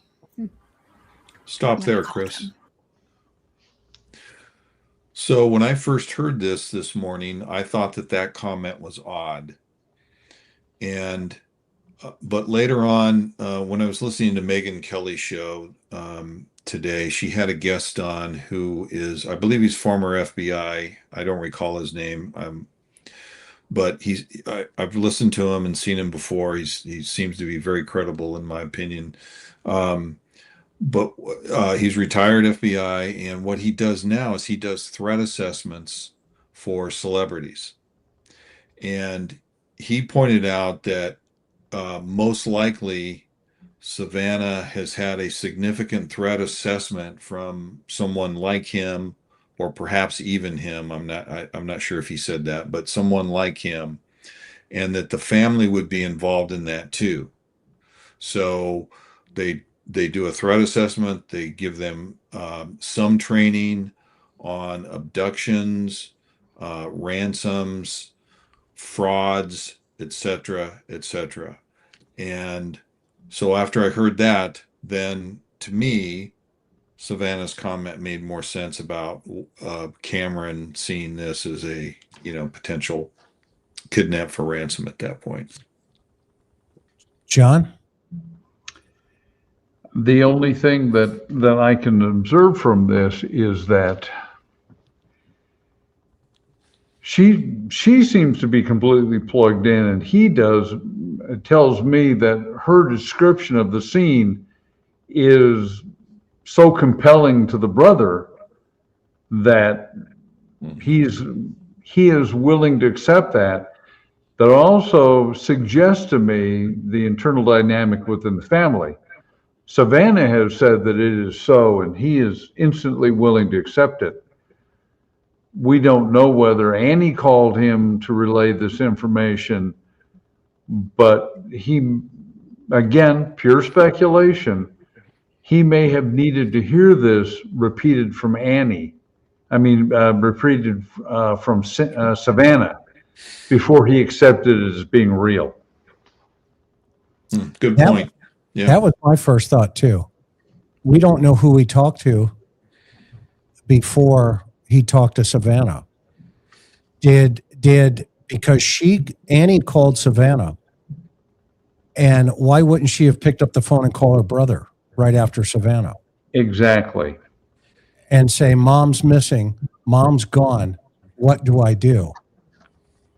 Okay, what's going on? Why should I, and now I think that's that guy needs to be in law enforcement if he came up with on the phone, oh, this is a kidnap for ransom because of our sister. Well, if he had had that training that the retired FBI guy is talking about, of course he's a fighter pilot. He's got a lot of life experiences. Sure. He knows how to Did you know it was assess it. you've been in this business almost 40 years. Did you know it was a kidnap for ransom? No. Why not? Yeah. What I'm saying though is I see a cognitive dissonance is what's going on here. Honestly, I mean, think about it. We don't have the entire picture. Right. We don't know that there isn't. This is like a pixel being reassembled. We're filling in the gap. You're filling in the gap. It's been a pixel that's been corrupted. Right. We're attempting to putting back together. So a lot of this is based on speculation as to who was told what they were told, when they were told. Right. Because what happens is, well, the guy's a fighter pilot, so therefore he must have all the knowledge, and he had some military intelligence background. So therefore he came up with the deduction of, hey, I'm telling you, this is a kidnap for ransom, and it's because of you. Okay, the sister. Okay. Well, they didn't know that for a couple of days later when they get the Bitcoin request. Okay. The cops didn't know that when they got there. They were looking at a walk-away 84-year-old woman, and then there is no precedence for an 84-year-old woman to get kidnapped out of her house at 4:00 in the morning anywhere in the literature for ransom. That's how rare this is. And Gary has 119 years worth of data, and we all know how he is. Karen, I'm sorry, you were going to say something, hon. No, I apologize. understand that Savannah has nothing but huge respect for her brother and love. And just because the brother is diagnosing before the getting all the facts, in her mind, the brother's right. Well, he's not even there yet. And I don't think the police knew what they had yet. And even in this interview, what makes this even more confusing is Savannah says later on in this interview, she's asked, do you think some of the ransoms were bogus? My words, not theirs. And Savannah says, yeah. You could tell she's like, she doesn't really know what to believe. She thought a couple of them might be, we'll hear her say that.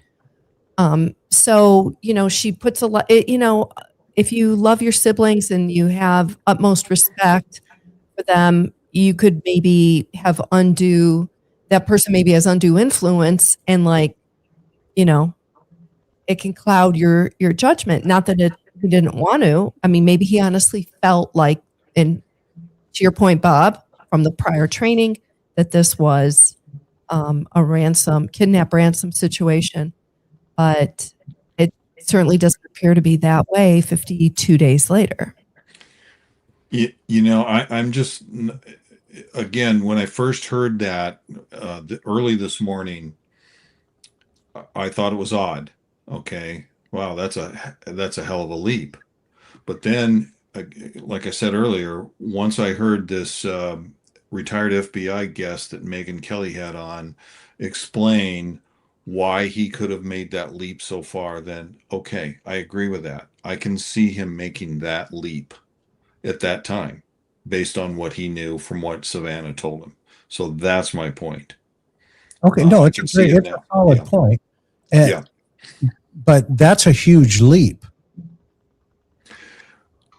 Yeah, it is a huge leap. Without the facts. And statistically, it would have really lined more in line with an essay.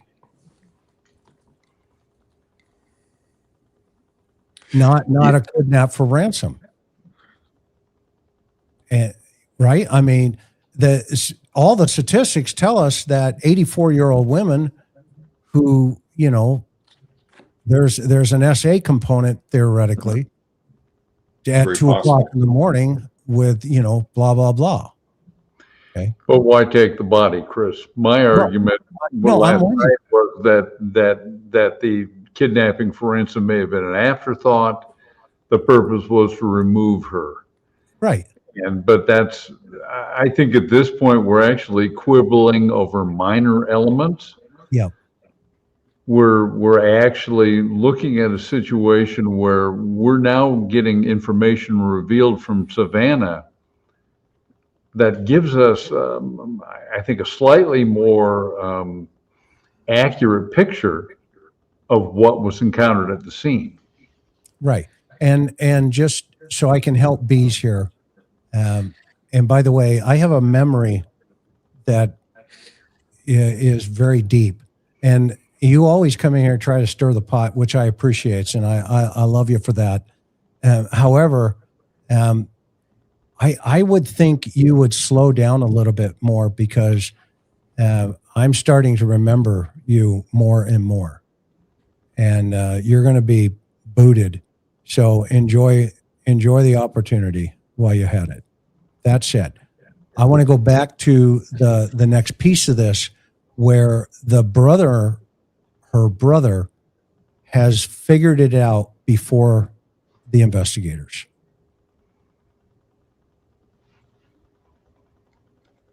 He knew. And he said, I think she's been kidnapped for ransom. And I said, yeah.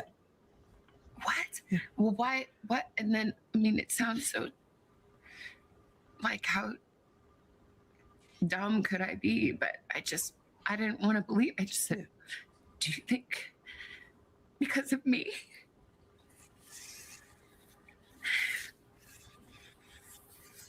And he said, I'm sorry, sweetie, but yeah, maybe.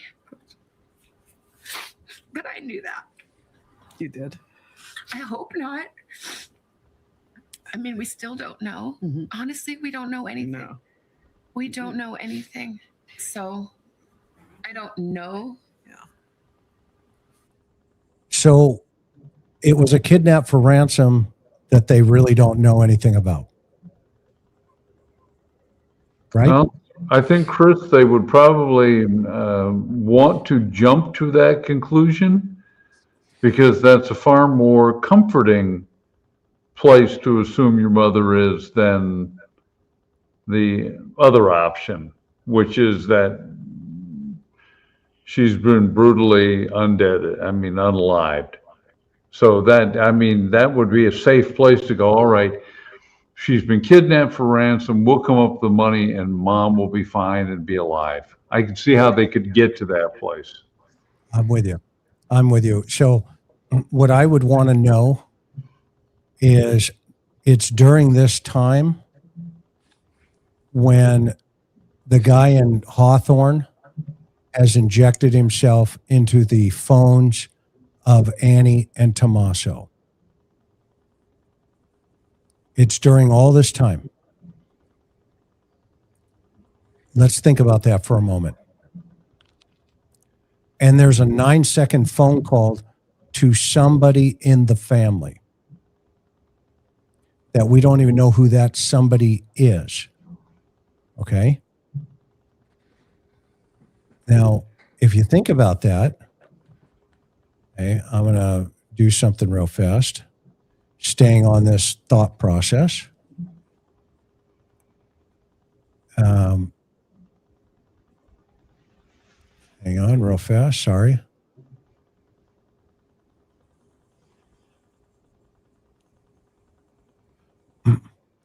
You have a 9-second phone call to somebody in the family, and you have 2 text messages sent from this individual in Hawthorne, California.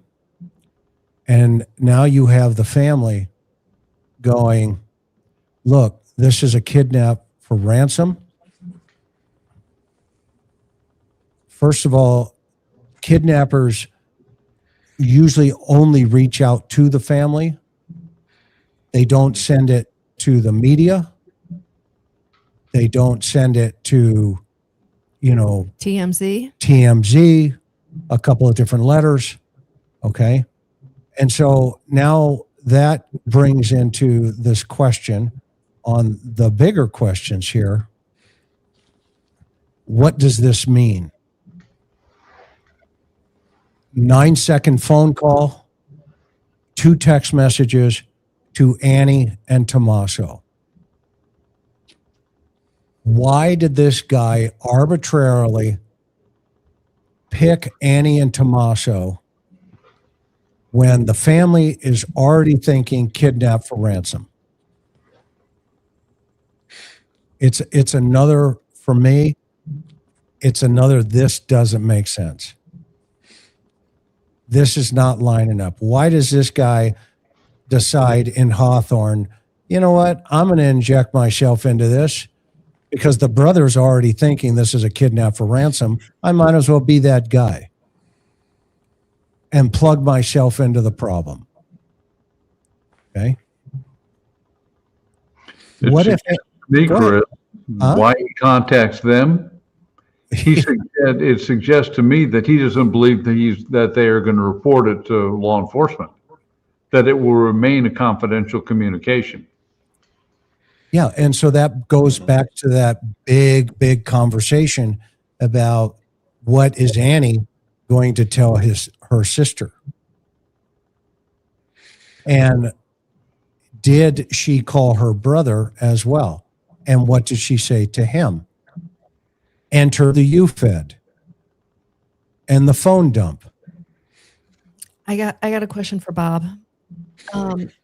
You know that security training you were just talking about a couple of minutes ago? That famous celebs, Yes. like royal family. What's that called again? I think he referred to it as the threat assessment for celebrities. Okay. I don't know what. Yeah.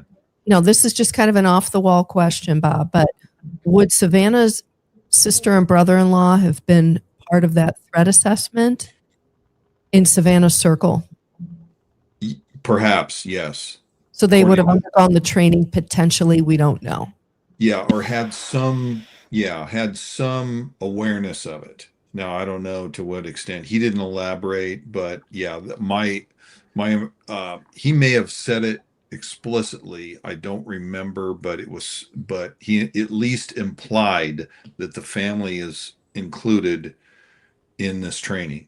So, yeah. So Annie, Tommaso, the people closest to the celebrity, okay, along with Cameron and maybe Cameron's wife. I don't know. No further questions from me on that. Not that we're hypothetically prosecuting anything. Yes. Redirect. These are questions. Okay, counselor. I was on TV.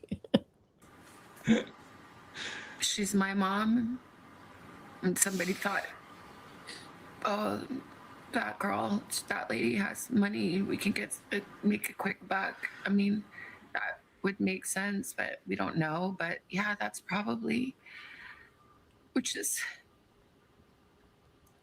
too much to bear. To think that I brought this to her bedside, that it's because of me. Now think about that burden. Yeah, that's so horribly painful to watch her, and she's carrying that. It's just tremendously so sad. You know, if this was my case, I would turn to the group right now and say, I want to know everything about the sibling rivalry. I want to know everything about Annie's high school years and Savannah's high school years. I want to interview all of her friends from high school. I want to see how close these two sisters are. And if there's anything in the background, I'd like to know about that as we move forward in this investigation. Because this is like the perfect setup for Savannah to say, you mean I did all of this? I did this? And her brother saying, yes, you did this because of your celebrity. And then we have the guy doing this who can't even figure out how to take the camera off the door and who's propping two doors open in the back of the house and who's wearing a costume on numerous occasions to come back to the house and raising his wrist so high. Okay. It almost feels like I'm watching a high school drama unfold in front of me. I can't believe this with this poor woman who, in my opinion, is as much as a victim as her mother and so her brother, because they're not here. We can prove that beyond a reasonable doubt. They are not here. One's in Vermont at the time, and one was in New York City at the time. Mm-hmm. They're off the plate for me, 1,000%. But it seems like there may be other individuals who are dictating the narrative in this investigation. And you have the sheriff now coming out and saying what he said, but we already know his personality, and we already know that he potentially could be a liar under oath. Allegedly. Let me throw a monkey wrench question into this. Then why was the home cased on January 11th? That's a great question. I think they're looking for the car. I don't think they're looking for the suspect at the front door. I think they're looking for the vehicle the suspect used to come into the neighborhood. That's what they're looking for. They're not looking for the guy. They know the guy's there. If that picture is accurate, they're looking for how this person got in there and who drove that car. It's like, what if they see that vehicle and it just happens to be one of the vehicles they have in impound? Presuming it's the same vehicle used both times. Correct. I agree, John. Mm-hmm. Yeah. I don't think they're looking for, a cosplay man, that night. I think they're looking for, maybe more than one. There's got to be a car because they took her out of here in a vehicle. Yeah, I agree. They definitely had to have a vehicle. So that's what they're trying to connect. And that's why they're going back, in my opinion. I mean, I could be wrong, but I think that's much more logical to chase the car than it is to chase, the boogeyman here. Mm-hmm. Yeah, the car. Yep. I agree with that. Yeah. Why were they so quick to dismiss the car that was seen 2.5 miles from Nancy's house that was a little bit outside of that perimeter that a reporter found? Maybe they haven't dismissed it. Just publicly, you're saying they just. Yeah, I mean, we don't. Yeah. It's not it wouldn't be the most tragic element to lie to the reporters. Yeah, we know, John. You know that. I mean, I used to work with your predecessor, Dave Parrish, and I never lied to him. But you could lie by omission. You could omit. Yeah. Yeah, it's one of those sins of omission as opposed to commission, something I learned in seminary, or when they wanted to send me to seminary. Yeah, and then we think through this even further, right, as we go on here, about some of the things that we've seen, and we'll get into that here in a minute, because let's get through part one. Yeah, we still have a lot to get Yeah, through. let's get through 2 part hours. one, and then we'll jump into part I'm two. so sorry, Mommy. I'm so sorry. See, she's apologizing to her mom because she is feeling this depth and this pain. Okay. I mean, this is heart-wrenching to watch, but I think it's important, for the totality of this thing. And I think it's important to critique the not her, but the gaps within this investigation. Based on what she's saying, what are the gaps that are being exposed? We didn't know about the doors being propped open. We didn't know about her leaving the house in her pajamas with no shoes. I mean, these are like huge pieces of this puzzle, okay? And which has been holdback information from the authorities. So did she have a conversation with Nanos and said, hey, I'm going on this interview and I'm going to tell them what I know. And if Nano said, yeah, go ahead and do it, well, why didn't he get out front and do it? Well, we're going to get to the point here in just a moment where Savannah is asked how she feels about the pace and of the investigation, and I'll play it and then we'll all comment on it. Okay. I'm sorry to my sister and my brother and my kids and my nephew and Tommy. She's defending the entire thing. And then she mentions Tommy last. That's an interesting presentation. My brother-in-law, I'm like, so sorry. I'm so sorry. If it is me, I'm so sorry. I mean, this gal is taking on the stress of this entire incident. We want to thank all of you for the prayers for our beloved mom. In the initial days, you and your sister and brother sat together. In all the despair, you sat and managed to think of words to say. How were you able to do that in that moment? Well, my siblings are amazing. And we are a unit.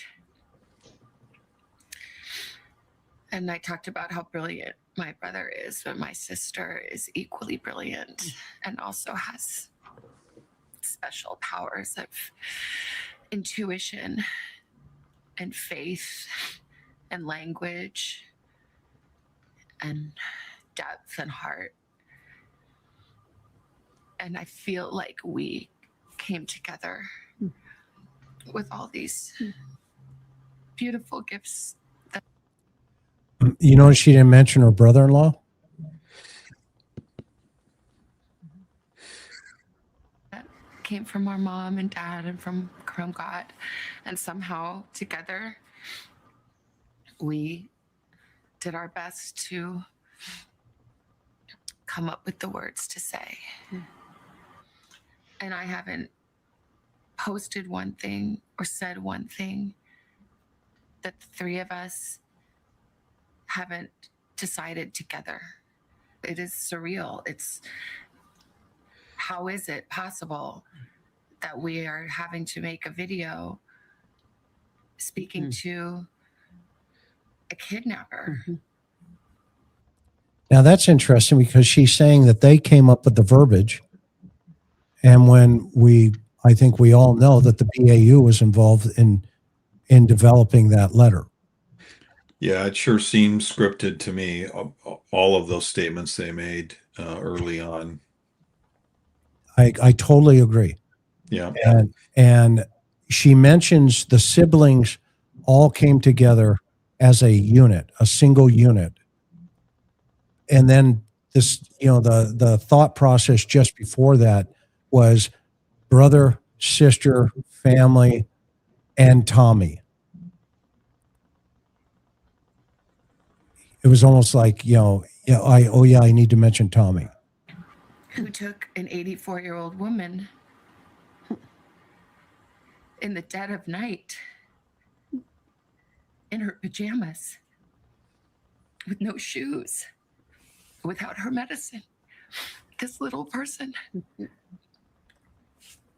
and to beg for mercy. In the days that followed, multiple notes demanding payment were sent to various media outlets. The ransom notes or ransom requests came. Did you believe those to be real? There are a lot of different notes, I think, that came. And I think most of them, it's my understanding, are not real. And I didn't see them. But,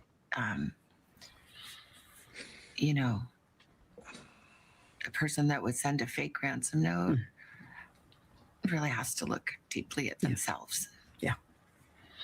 To a family in pain. But I believe the two notes that we received, that we responded to, I tend to believe those are real. Really? when the Ring camera video surfaced and you could see who that person was, just tell me what you thought when you saw those images of the person who took your mother. I mean, it's just absolutely terrifying. Yeah. It's just totally terrifying. And I can't imagine that is who she saw standing over her bed. Yeah. I can't. It's too much. Yeah. And I'm glad and grateful to the investigators and the technology companies that were able to find that video. Do I hope, at least with people of good heart and compassion, stop the irresponsible and cruel speculation that had started to swirl. Let's talk about that for a minute. I'm glad that people saw Yeah. what came to our door.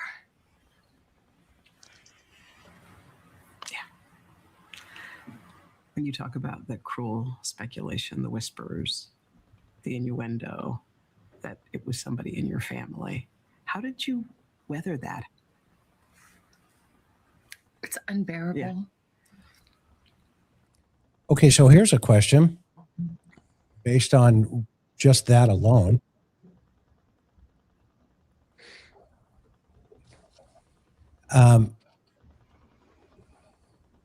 Why are you impounding my car?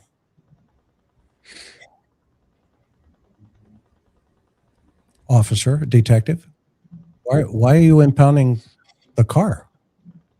Well, you know, it's the last place your mom was seen, so you can understand. Okay, yeah, no problem. Can we search your vehicle? Absolutely. Okay. You know, we also like to give you a polygraph. Why are you giving me a polygraph? I haven't done anything. I'm not involved in anything. Well, you know what? We just got to check the box and take you out of the circle. Okay, that's fine. Hey, by the way, we need your phones. And we need to download all the information on your phones. Well, why are you doing that? I didn't do anything. I'm not involved in this. I know we just got to check the box. Hey, would you mind if we come over tonight at 10 o'clock and search your garage? Why? You know, we just got to check the boxes. Okay. All right. No problem. Come on over. Oh, by the way, we need to search your house too. And we need to take stuff out of your house in bags, not only during the day, but 10 o'clock at night. We're gonna remove stuff out of your house in bags so that later on you can go say that the public looked at your family and it's their fault.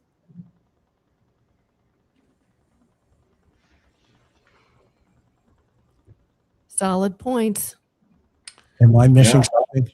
No, the whole world has seen those points too, and so they're valid questions to ask, and it's too bad the interviewer Hoda. I don't watch the Today Show, so I don't really know these people, but I think her name is Hoda. You know, maybe she'll ask some more probing questions tomorrow, but she sure didn't in this interview. John? I think that the whole purpose of the interview is got very little. I mean, yes, there were some solid nuggets of information that weren't previously available, but the entire purpose of the interview is, all right, and I'm going to make the preface right now. There are going to be people that are going to think that I'm as cold as that bag of spinach at the bottom of your freezer. The whole purpose of the interview is to sell advertising Yep. and to gin this story and get viewers. Now, that doesn't mean that that Hoda is completely bereft or the producers are bereft of human sentiment, but we've got to look at the entire purpose of the interview. Yes, an element of the American public want to know about it, and they can make money off of it. And I'm sorry if that makes me sound hard, but at some point, you know what? In my life, I no longer have the right to be naive.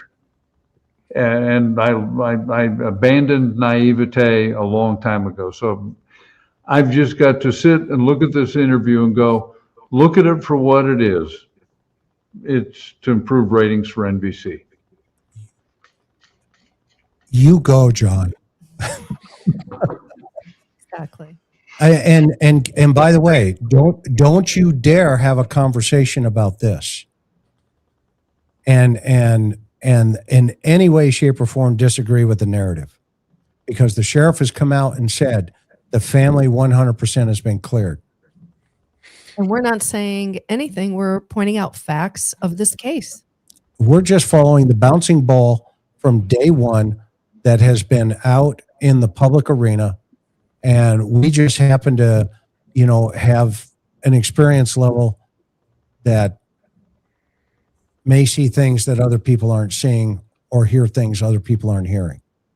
Okay. This is probative, not accusatory. Exactly. Let me make a point, Chris. Yeah, go ahead. If the sheriff had done his job and held a regular press conference and didn't give everybody word salad and talked to a few media, select media, but not the others, this could have been a sit-down interview with Savannah just so she can, air her emotions, continue to gin up interest in her mom's case. But a whole series of events happened that brought us to where we are. Number one, the sheriff kicked the media out of Tucson and Catalina foothills to cover the case. So that's part of it here. The second part is the sheriff hasn't. Not enough. So the sheriff hasn't, shared many details at all, obviously, over the last, 5 weeks. And so, we're kind of hanging on to Savannah's every word to find out, well, what's the family know? What does she know about the case? So there's a number of things going on. John, to your point, absolutely NBC is trying to get ratings from this. Let's not fool ourselves. We all know that. And That's why they spread it out over 3 days. And I just learned now from the comments they're going to do a Dateline story on it. So yeah, of course they're doing that. Well, I'm Not shocked. surprised. yeah, no, right, exactly. No one's shocked here. And okay, great. And is there control of the narrative? You betcha. It's obvious. Okay. It is heartbreaking to hear Savannah, especially when she's blaming herself and apologizing to her immediate family members that this is somehow her fault. Yeah, that's heartbreaking. But I'm going to go back to good old Sheriff Nanos. If he did his job, a lot of this would not be unfolding the way it is, in my opinion. I agree. And that's why the sheriff's behavior in this case is very important, and it is affecting the case. We've said that. We've all said that a number of times. And just to point that out again, it is affecting the case, negatively affecting the case. Exactly. Not his performance, his behavior. And there's a difference. Yep. I totally 1,000% agree. Go ahead, Let's Lynn. get to the part where Savannah's asked about what she thinks about the investigation. And it piles pain upon pain.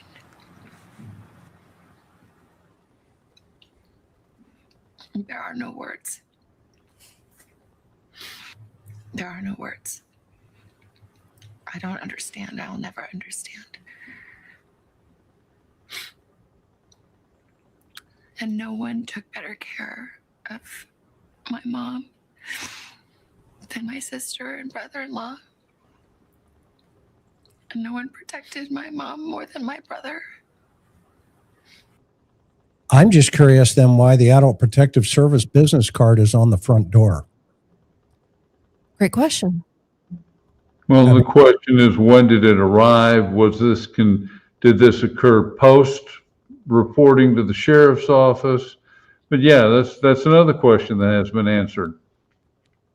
Yeah, I mean, Well, and the burning question for me is, why was the Nest camera subscription never paid for? So there's no cloud storage. and by the way, Mom, make sure you leave your doors out open at night because I know about it. You're 84 years old. You should leave your doors open. Living alone. And that way I can tell the police later on, hey, Mom leaves the doors open all the time. That, you know, that's taking care of your 84-year-old mother.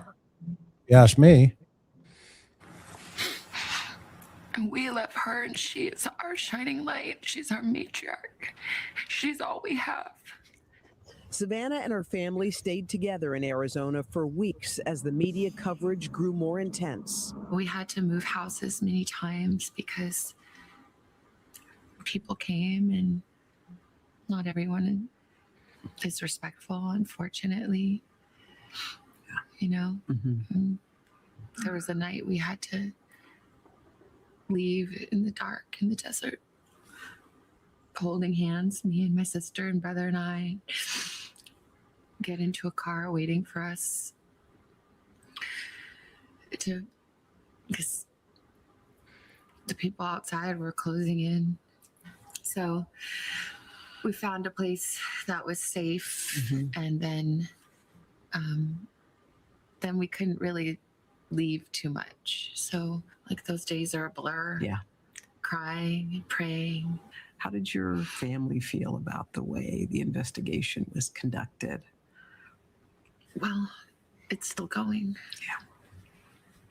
And Stop. people have worked tirelessly.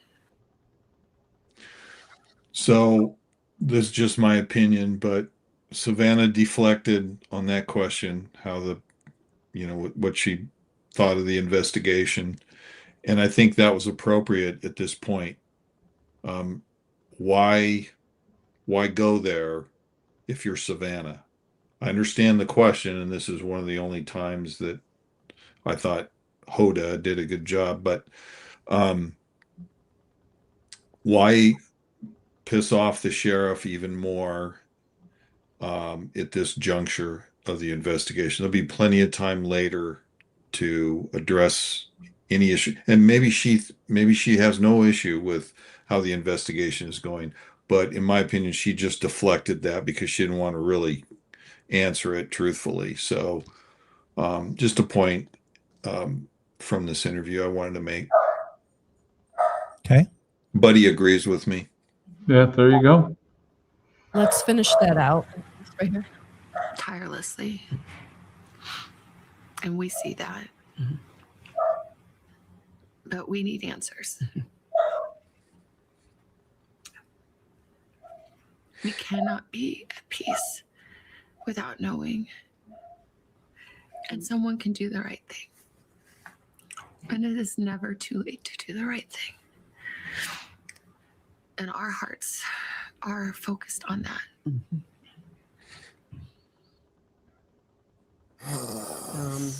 I think. Okay, so that's part one. Hang on, let me get out of here and set this up. Get off of this. Okay, any thoughts while I'm setting up part two?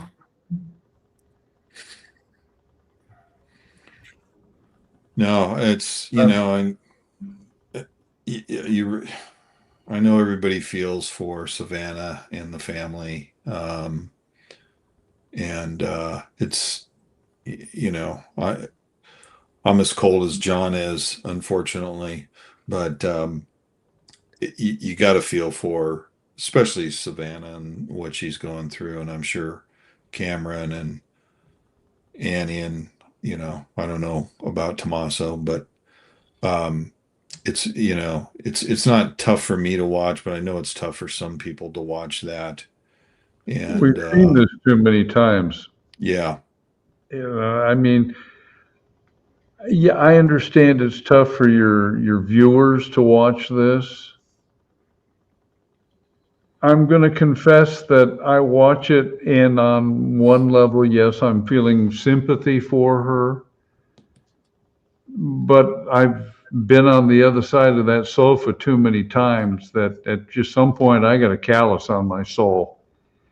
So it's yes, it's terrible that she's experiencing this, but welcome to planet Earth. I mean, this is what happens to people. yeah, it's the real world. Yeah, I think for a lot of people, I agree with you both. It's very difficult to watch. It is gut wrenching, heart wrenching. But we go back to this case has not made sense and added. It didn't all add up from the beginning. And, I just, my journalism hat is always on. I've got a lot of questions. And, if this interview wasn't going to be a walk us through and tell us what you know about the case, which it really isn't, basic questions I would have loved to heard her say, the interviewer here say, Savannah, are you going to be doing any searching for your mom? Are you going to be hiring people to search for your mom? It's again, to me, that's the piece of this that doesn't make sense. I still don't know why the sheriff stopped searching after the first 24 hours, especially if they knew it was a homicide. The family's in pain. They're broken. They want to find their mom, of course. Why isn't there a search going on? And I don't know if that's one of the questions that Savannah got, but it's a burning question for a lot of us. Yeah, there's a lot of, again, those are investigative gaps that are going, well, if it's as cut and dry as, nobody's involved in this that I know of in any way, shape, or form, then the sheriff should have said, look, I'm not just going to say they're cleared. I'm going to tell you why they're cleared. Okay? Not just they're cleared. Okay, the family is cleared. That's it. End of story. Okay, well then tell the public why you took their car, why you searched their house, and the list just goes on. I'm not going to keep repeating the list. Just don't say something happened and then not tell the public why you've done it.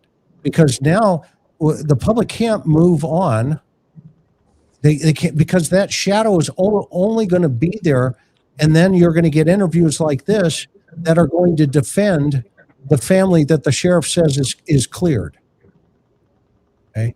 It doesn't make any sense. John, take your hand and put it up by your camera. There you go. It has to reset. It has to reset. You're blurry. You got to go closer to the camera. No, that's actually what I look like, Chris. I know. I'm in a process of insect metamorphosis. Okay. And all right, let's see if I Especially can when he do doesn't have his makeup on. that's, yeah. It should reset. Actually, I'm too close to a nuclear waste dump. And cut. What you're seeing is just my body dissolving. Oh my goodness. All right, here We're we at go. 2.5 hours. Let's get Savannah's part 2 going here. All right. Okay.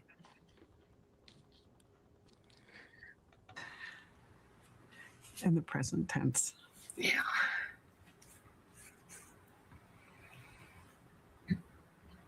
I mean, she is present tense to me. Do you feel her or have you heard her? Any moments? Yeah, a little bit. Tell me about your mommy. Just tell me about her. My mom she's incredible. She's resolute and strong. Quiet strength, quiet faith, but hard fought. She's funny and a little mischievous, I would say, in her humor. Mhm. She's a noble creature. Mm. She does what's right. She walks in faith, but not a fake, pious, put on faith, but like a grounded, earthy, she fought for it faith. When you posted Please Pray in the beginning, the ocean of love and prayers, did you feel that? Did you sense what was happening? I do feel prayers, I do. I believe that. I think she would have been just amazed, just truly amazed. One of the images that stayed with me through all of this was you and Annie and Tommaso walking up and looking at the flowers and at the notes. As I saw that, I thought, oh, I wonder if Savannah's going inside, and what that must have felt like for you to go inside of your mom's, your childhood home, your mom's house. What do you guys think about that when that happened?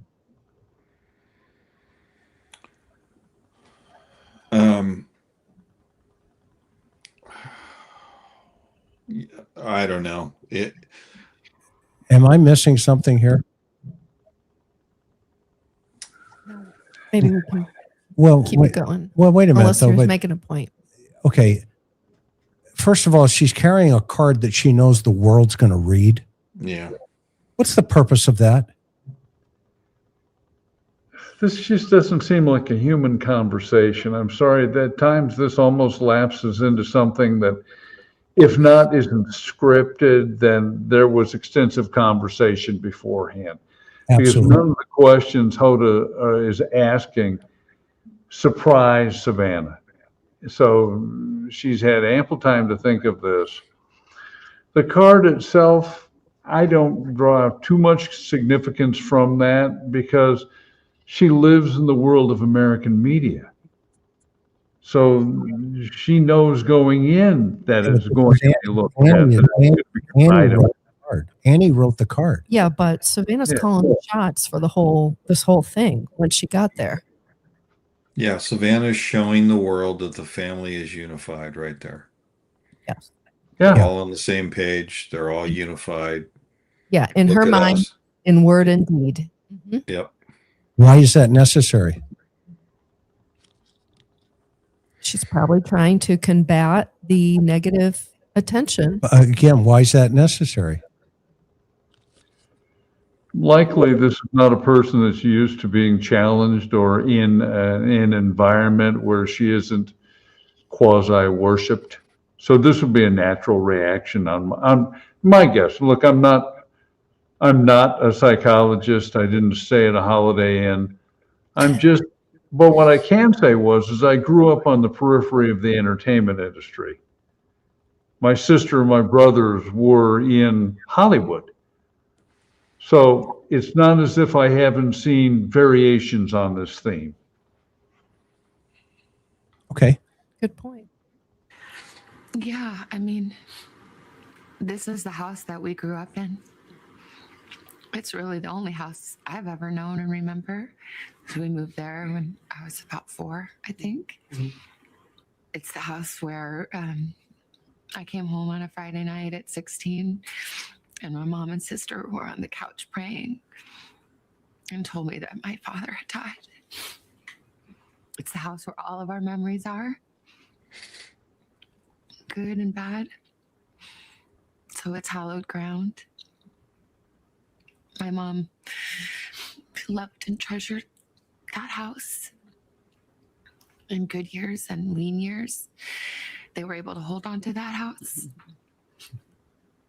That's my mom's safe haven. It's really hard to see that violated and the terror that she must have felt is unbearable. It's unbearable. Tell me, while you were spending all this time in Tucson. Your kids were home. What do they know?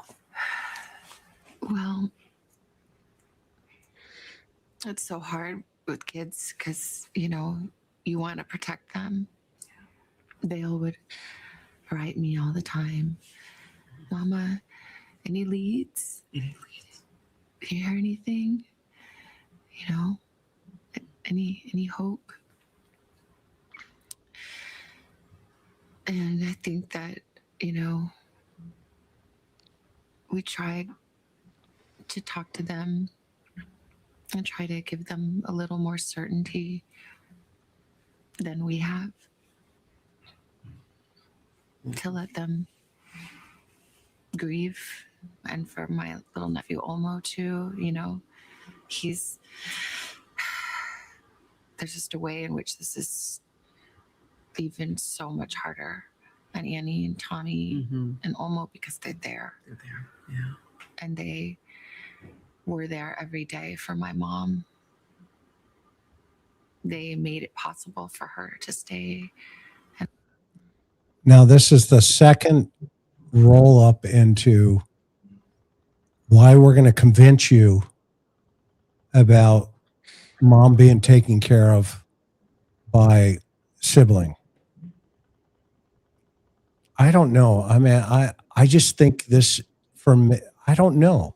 It's just so weird. It's not ringing true to you, correct? It just does not fit. Somebody who is, why isn't this guy on national TV telling the world about, look, I feel as tore up as my sister-in-law who is blaming herself for what's taken place. I can't stand to see my sister-in-law, or maybe that's going to be for the next episode. I don't know yet, but it seems like this is just like so scripted. And, okay, cut. What we need now is we need to walk down the hall, or walk down the driveway. You got the card? Yeah. Okay, great. The media is going to pick up on that. They're going to spread it around the world, and they're going to see that you're being sincere. Okay, what I need from you now is you got to really lay it on so people can hear it. Okay, lay it on when you're out there putting the flowers down and everything, so everybody can hear it. Everybody can know what's going on. Okay.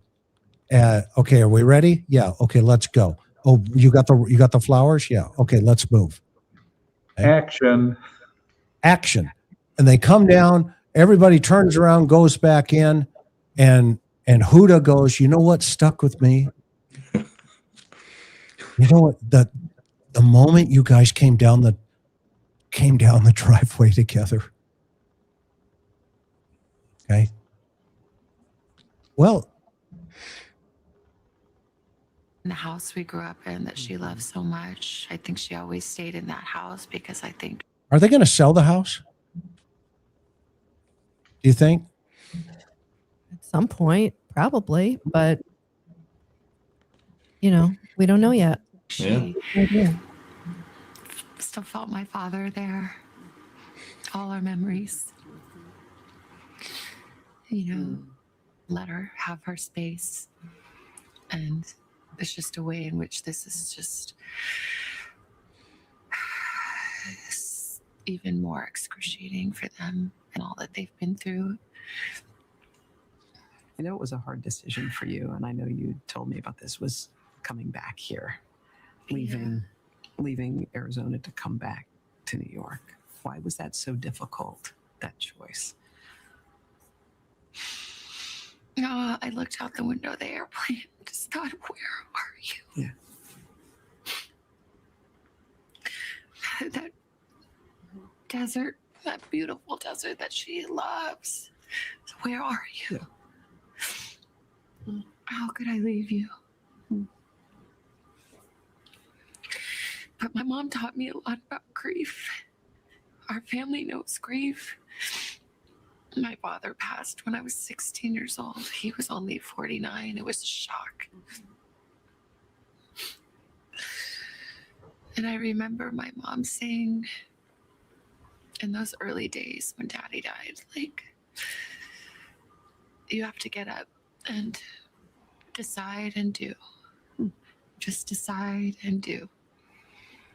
And I'd read that in a book that meant a lot to her and her grief. And so I always remember that. So I'm trying to decide and do. Just get up and decide and do every day. I've felt terrible grief, and I felt unfathomable love and comfort.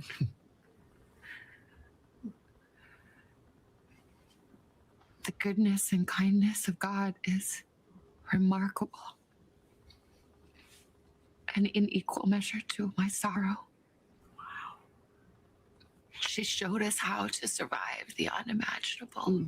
When she lost my dad, she was 46 years old. She had 3 kids. She had never worked outside the home. She had to get up. She had to find a job.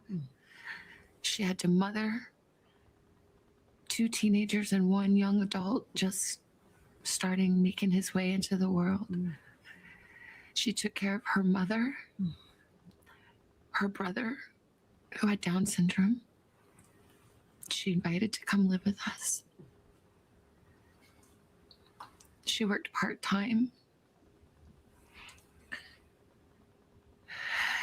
to make ends kind of meet. She found a way, another job, a job she turned into a full-time job, a job she turned into a career. She had a second life of purpose and meaning. She had a million friends. She stayed strong for us. She was resolute. She was real. She grieved.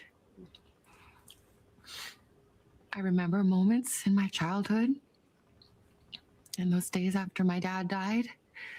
She was so strong.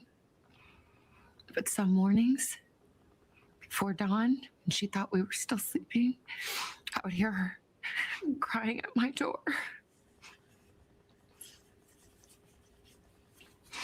To not be alone in her grief. So she taught me to be strong, but she taught me to be true.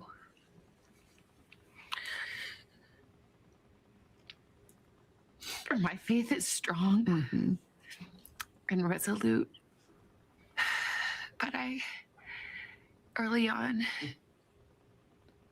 felt that I heard, for one of the very few times in my life,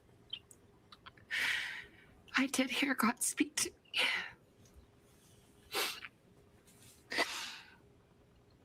As I said to myself, I can handle anything, God. I can handle anything. I just can't handle not knowing. We can't handle not knowing. Yeah. I have to know. And I heard a voice. And it said, you do know where she is. She's with me. She's with me. So whether she is on this earth still, or whether she is in heaven, I know where she is. I know who she's with. But we need to know.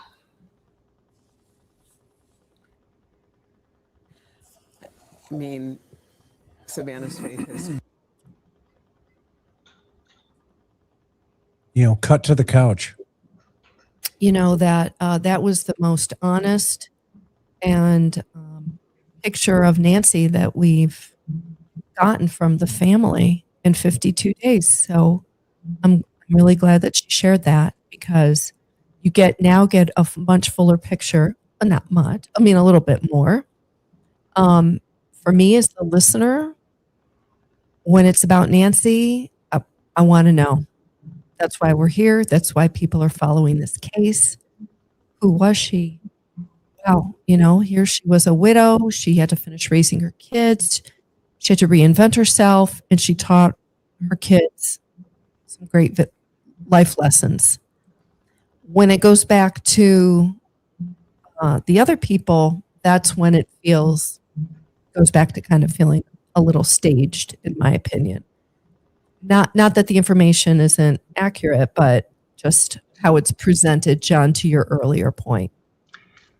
And the thing is this, okay, I'll give you a warning of it now, that I'm about to sound heartless again. Maybe the reason why this doesn't have a devastating emotional impact on me is there isn't a day of the week that there isn't a family somewhere in this country that's experiencing the loss of a loved one from violent crime. And they don't sit on a couch opposite Hoda to express their horror, their sadness, their anger, their grief over the loss of a loved one. And we have countless times listened to people tell us this stuff. Her experience isn't unique. By virtue of the fact that she works for NBC and she's a television personality, does not make her grief any more powerful or meaningful than that affected you, Chris, or affected me. And I think we focus on this, and it seems to be a natural component of our media-driven society right now. But there's somebody right now somewhere in this country that's receiving news that a loved one has been killed. Why is that any less meaningful than what's happened to her? So just to put it in perspective, I'm not suggesting that this isn't a horrible event. I'm not suggesting that Nancy should be overlooked or her what has happened to her be diminished. But let's put it into perspective. It's happening all over the world. I agree. Bob? Yeah, I agree. It's scripted, completely scripted. I give Savannah her due. She's grieving. I think that's genuine to a point. Yep. But the way NBC and the Today Show is doing this, I think, is disgraceful, to be honest with you. But that's just me. I mean, I get the business world. I know it's the world we live in. I'm not naive at all, but it still makes it disgraceful, in my opinion. Yeah, and how does it benefit Nancy? There we have. Well, What's the old Roman expression, cui bono? Who benefits? Well, yeah, right. But I mean, we look at some of the most recent cases, in today's world, and the public's been told, don't you dare criticize the family. Don't do it. Don't do it. The sheriff has come out and said, it's over. Leave him alone. Okay, fine. He chastised us all and told us we were cruel if we did that. Right, and which was the exact verbiage she utilized in that interview, by the way. Mm-hmm. It was almost like, here, say this. Okay. And so then there's this, well, she's a lawyer. Yeah, okay, great. And what does that mean? I'm curious about her mother because she was in New York. I'm not, I appreciate her without a doubt, but at the same time, I'm more curious as to why they impounded your sister's car. I wish Hoda would have said, can I ask you another question? Yeah. Why did they impound Annie's car and hold it for 40 something days? What were they looking for? Well, I don't want to answer that. Why not? You're a lawyer. You'd want to know that, wouldn't you?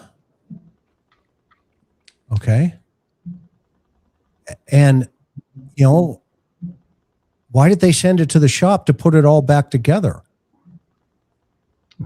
Which infers, how much did they take it apart? Yeah. And what did they take out of the house, your sister's house? 3 separate times in bags. What do you think they have? Well, we don't know much about the investigation, but I can tell you this. This is the house where, you know, A, B, C, and D. Okay, but that wasn't your mom's house? No, well, no, I'm not talking about that one. I'm talking about my mom's house. We don't want to talk about my sister's house because it's cruel and inhumane to do that. To question seeing the police walk up to, and coming out of my sister's house with evidence bags. And then when you put it that way, it's ludicrous, really. Hey, what? When you put it that way, it seems ludicrous not to be asking the questions. You know, to Karen's point a few minutes ago, if Nanos had come out and if he wanted to play PIO, which obviously he did, at least in the beginning, he should have come out and walked us through as much as he possibly could without giving away investigative secrets, if you will. And then with respect to the family, because everybody was talking about the family, and it's, as we've said, it's because of the actions of his sheriff's deputies, his detectives, with respect to Annie and Tommaso.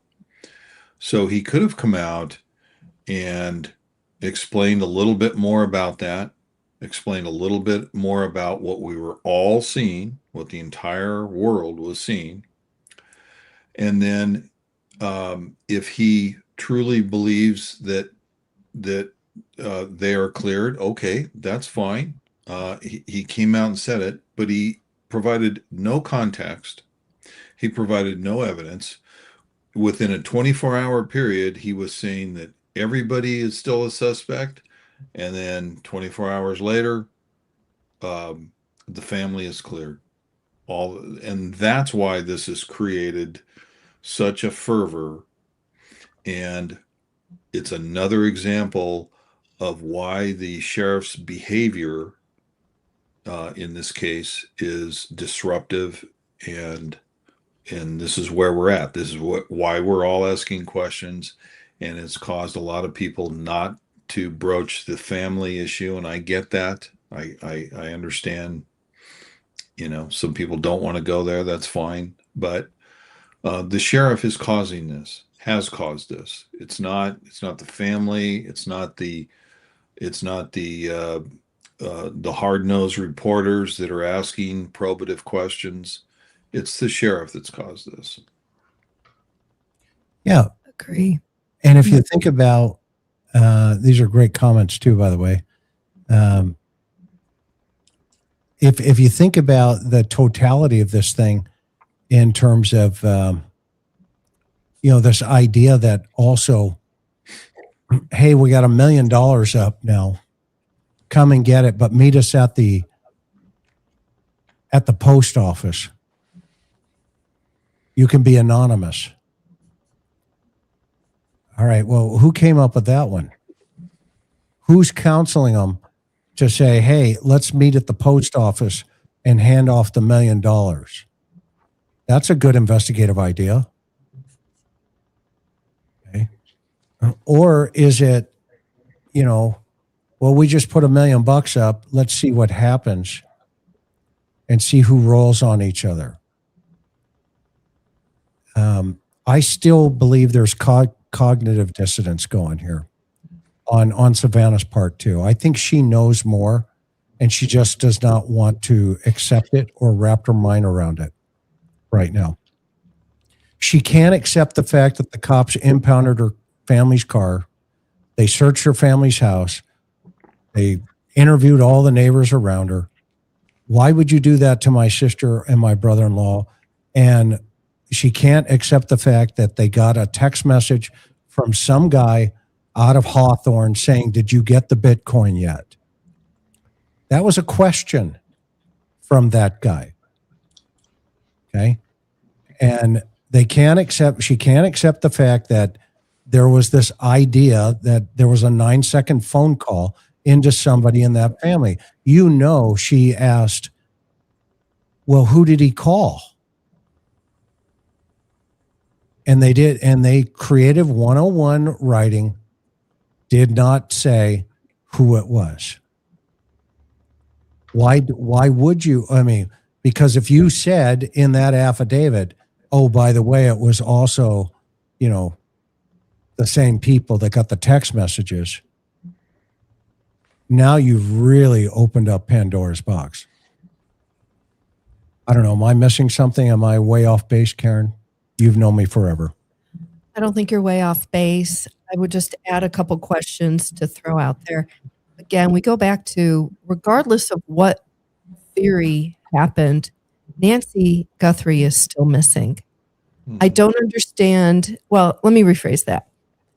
In many of these missing and presumed deceased cases that we cover here on the channel, family members act differently than what we're seeing in this particular case. It's not a judgment. It's an observable fact.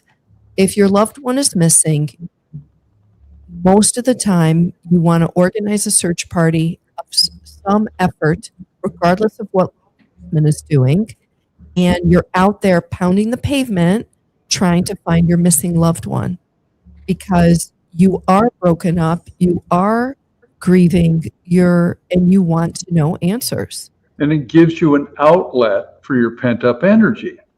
Great point. You can go out and do something meaningful to search for the missing loved one. Right.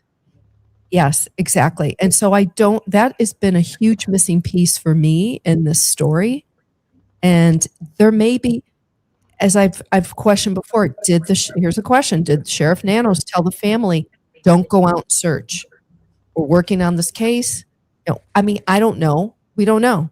But what is preventing the family from hiring people to go out and search if they're, not going to do it themselves? That piece is just a big question mark in this case. And I haven't ever heard that question asked of the family or even the sheriff, although he won't respond to questions by reporters. So there you go. Well, if you could get a job with NBC, maybe. Well, and I love you. And yes, Derek has been brought back to Tucson, and he's on an ankle bracelet.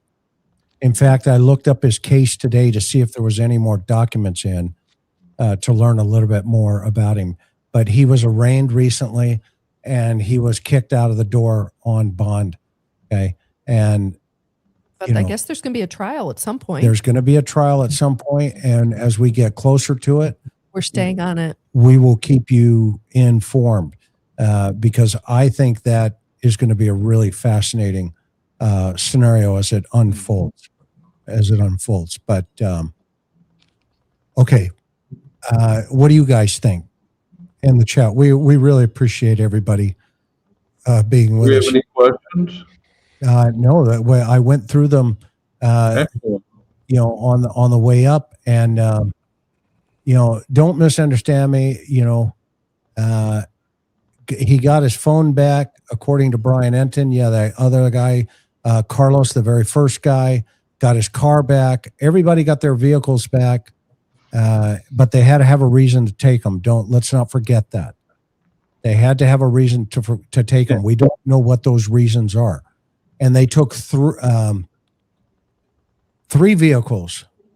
Nancy's, that makes sense. It's in her garage. She's the victim. Impound the car.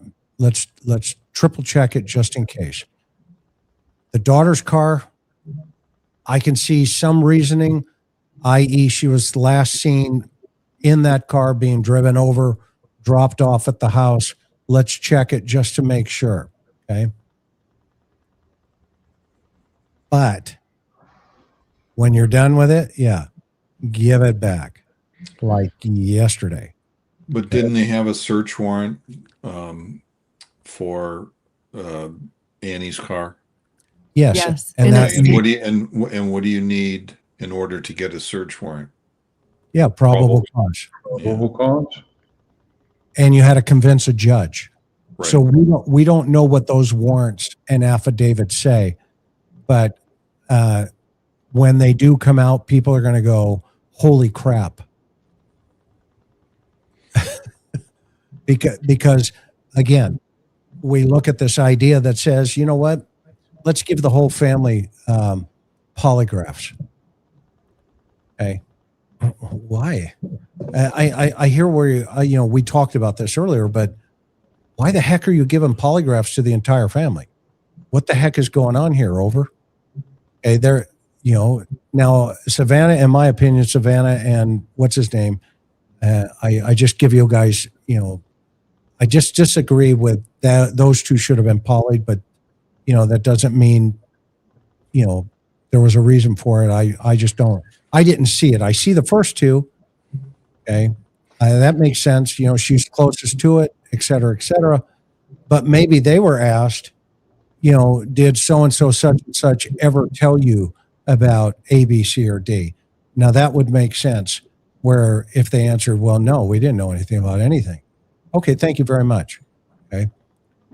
But again, like the CVSA, it's just a tool. And for you guys in the chat, the CVSA is a computer voice stress analysis. It's exactly like a polygraph, but it measures micro tremors in the larynx. And when you ask the question, it gives you either a Christmas tree or a block that goes across. And the way I know this, I was a CVSA examiner. Okay. I was one of two in our department. And so that box also got me in a lot of trouble. I'm not going to talk about the case, but it put me in the world of hurt So in my career. Go ahead. let's maybe grab if there's some questions or comments, Oh, and then there's let's four more that let's just wrap came up. up. We're at the 3-hour mark. Boy, that we're racing through this. You're awesome. It doesn't make sense a family would be asked to search, but the sheriff would let others search. So, right? It doesn't. Doesn't add up. Yep. Yeah. It doesn't. And John, that's Thank what you, John said. Paris. Let's hear it. My husband is retired. He agrees with your thinking. Thanks for your service. Thank you, Melanie, and thank him Thanks. for. Thank your husband for surface. Yeah, it DLR doesn't look right, doesn't feel right. It's probably not right. Okay, when there's a lot of gaps in between here. But that said, anything else, Karen? No, just want to thank John and Bob for more excellent insight into the Guthrie case, and thank you for coming on our panel. And wanted again shout out and thank our mods that keep chat very classy. And thanks everyone for being with us tonight. But before we do that, okay, before If I could just say real quick. We're all poised in the block, waiting for the gun to go off at the Olympics. no, For everybody, just keep your wits about you. This is a complicated case. It's been complicated even more by the sheriff, as we've said, as I've said, and I'm a firm believer that this will be solved. There's a lot going on behind the scenes that we don't know about, and it may be a while or it may be tomorrow, but this will be solved. And stay vigilant, and I think we're going to see a good outcome eventually in this case. John? And I just want to quickly thank everybody who's bought my books. I hope you enjoy them. This is a bit of shameless self-promotion, but my books are down there. And for those of you who like to read about what it was like to be a cop starting in the late 70s into the 80s, they're down below. Service with a Sneer, Beach Blanket Bedlam. And probably within the next 2 months, my next book covering my first couple of years in homicide, that one will be called Bring Out Your Dead, and that will be out soon. And I will share that when it comes out. But I want to thank everybody that's bought the books, and thank the mods, and thank you, Chris, and you, Karen, for having us here, and Absolutely. really providing such a provocative atmosphere that we can actually explore. Well, your viewers are getting a chance to see what it's like when detectives sit at a table and brainstorm a case. Yeah, and for the clarity of everybody, you know, in no way, shape, or form are we saying that Tommaso, that Annie, that Savannah, that her brother, or any of the neighbors, or anybody in Tucson that we're aware of are the suspects in the abduction and the disappearance of Mrs. Nancy Guthrie. In any way, shape, or form, that is not the inference. What we are doing is offering an opinion based upon years of investigative experience of red flags that don't sound right, but they could be wrong, is the bottom line. And with that said, we are grateful that each and every one of you are here with us tonight, and whoever did this is innocent until proven guilty before a court of law and a jury of their peers. And the first thing the judge will say to that jury, at this point, you must presume 100% that the client sitting at that table, at the defense table, is innocent until the state proves beyond a reasonable doubt, not just a doubt, beyond a reasonable doubt, that any person of your character and your nature would believe that the evidence pointed towards them as the perpetrator. That's what we're saying here tonight. There is no evidence that we're presenting to you tonight that says we know who the perpetrator is. So with that, aloha, everybody. Have a super great next couple of days. Until the next time, we'll see you again. Take care. Good night.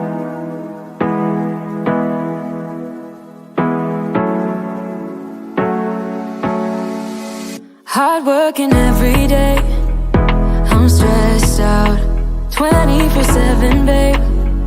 No timeouts, wish we could fly away. You and I go to our favorite place. Oh yeah, make special memories together. I'll be your company now and forever. I say we fly away, you and me, go to our favorite place. Feeling the sun on my face in Hawaii. With you, Hawaii. With you, Hawaii. With you, Hawaii. I need a summer breeze, some fresh air to put my mind at ease. No cares. You wanna come with me? Me and you go to our favorite tree. Are you ready now? We jump on a plane now. We're taking away. Yeah, we're taking away. Don't hesitate now. We're taking away. Yeah, we're taking away. We'll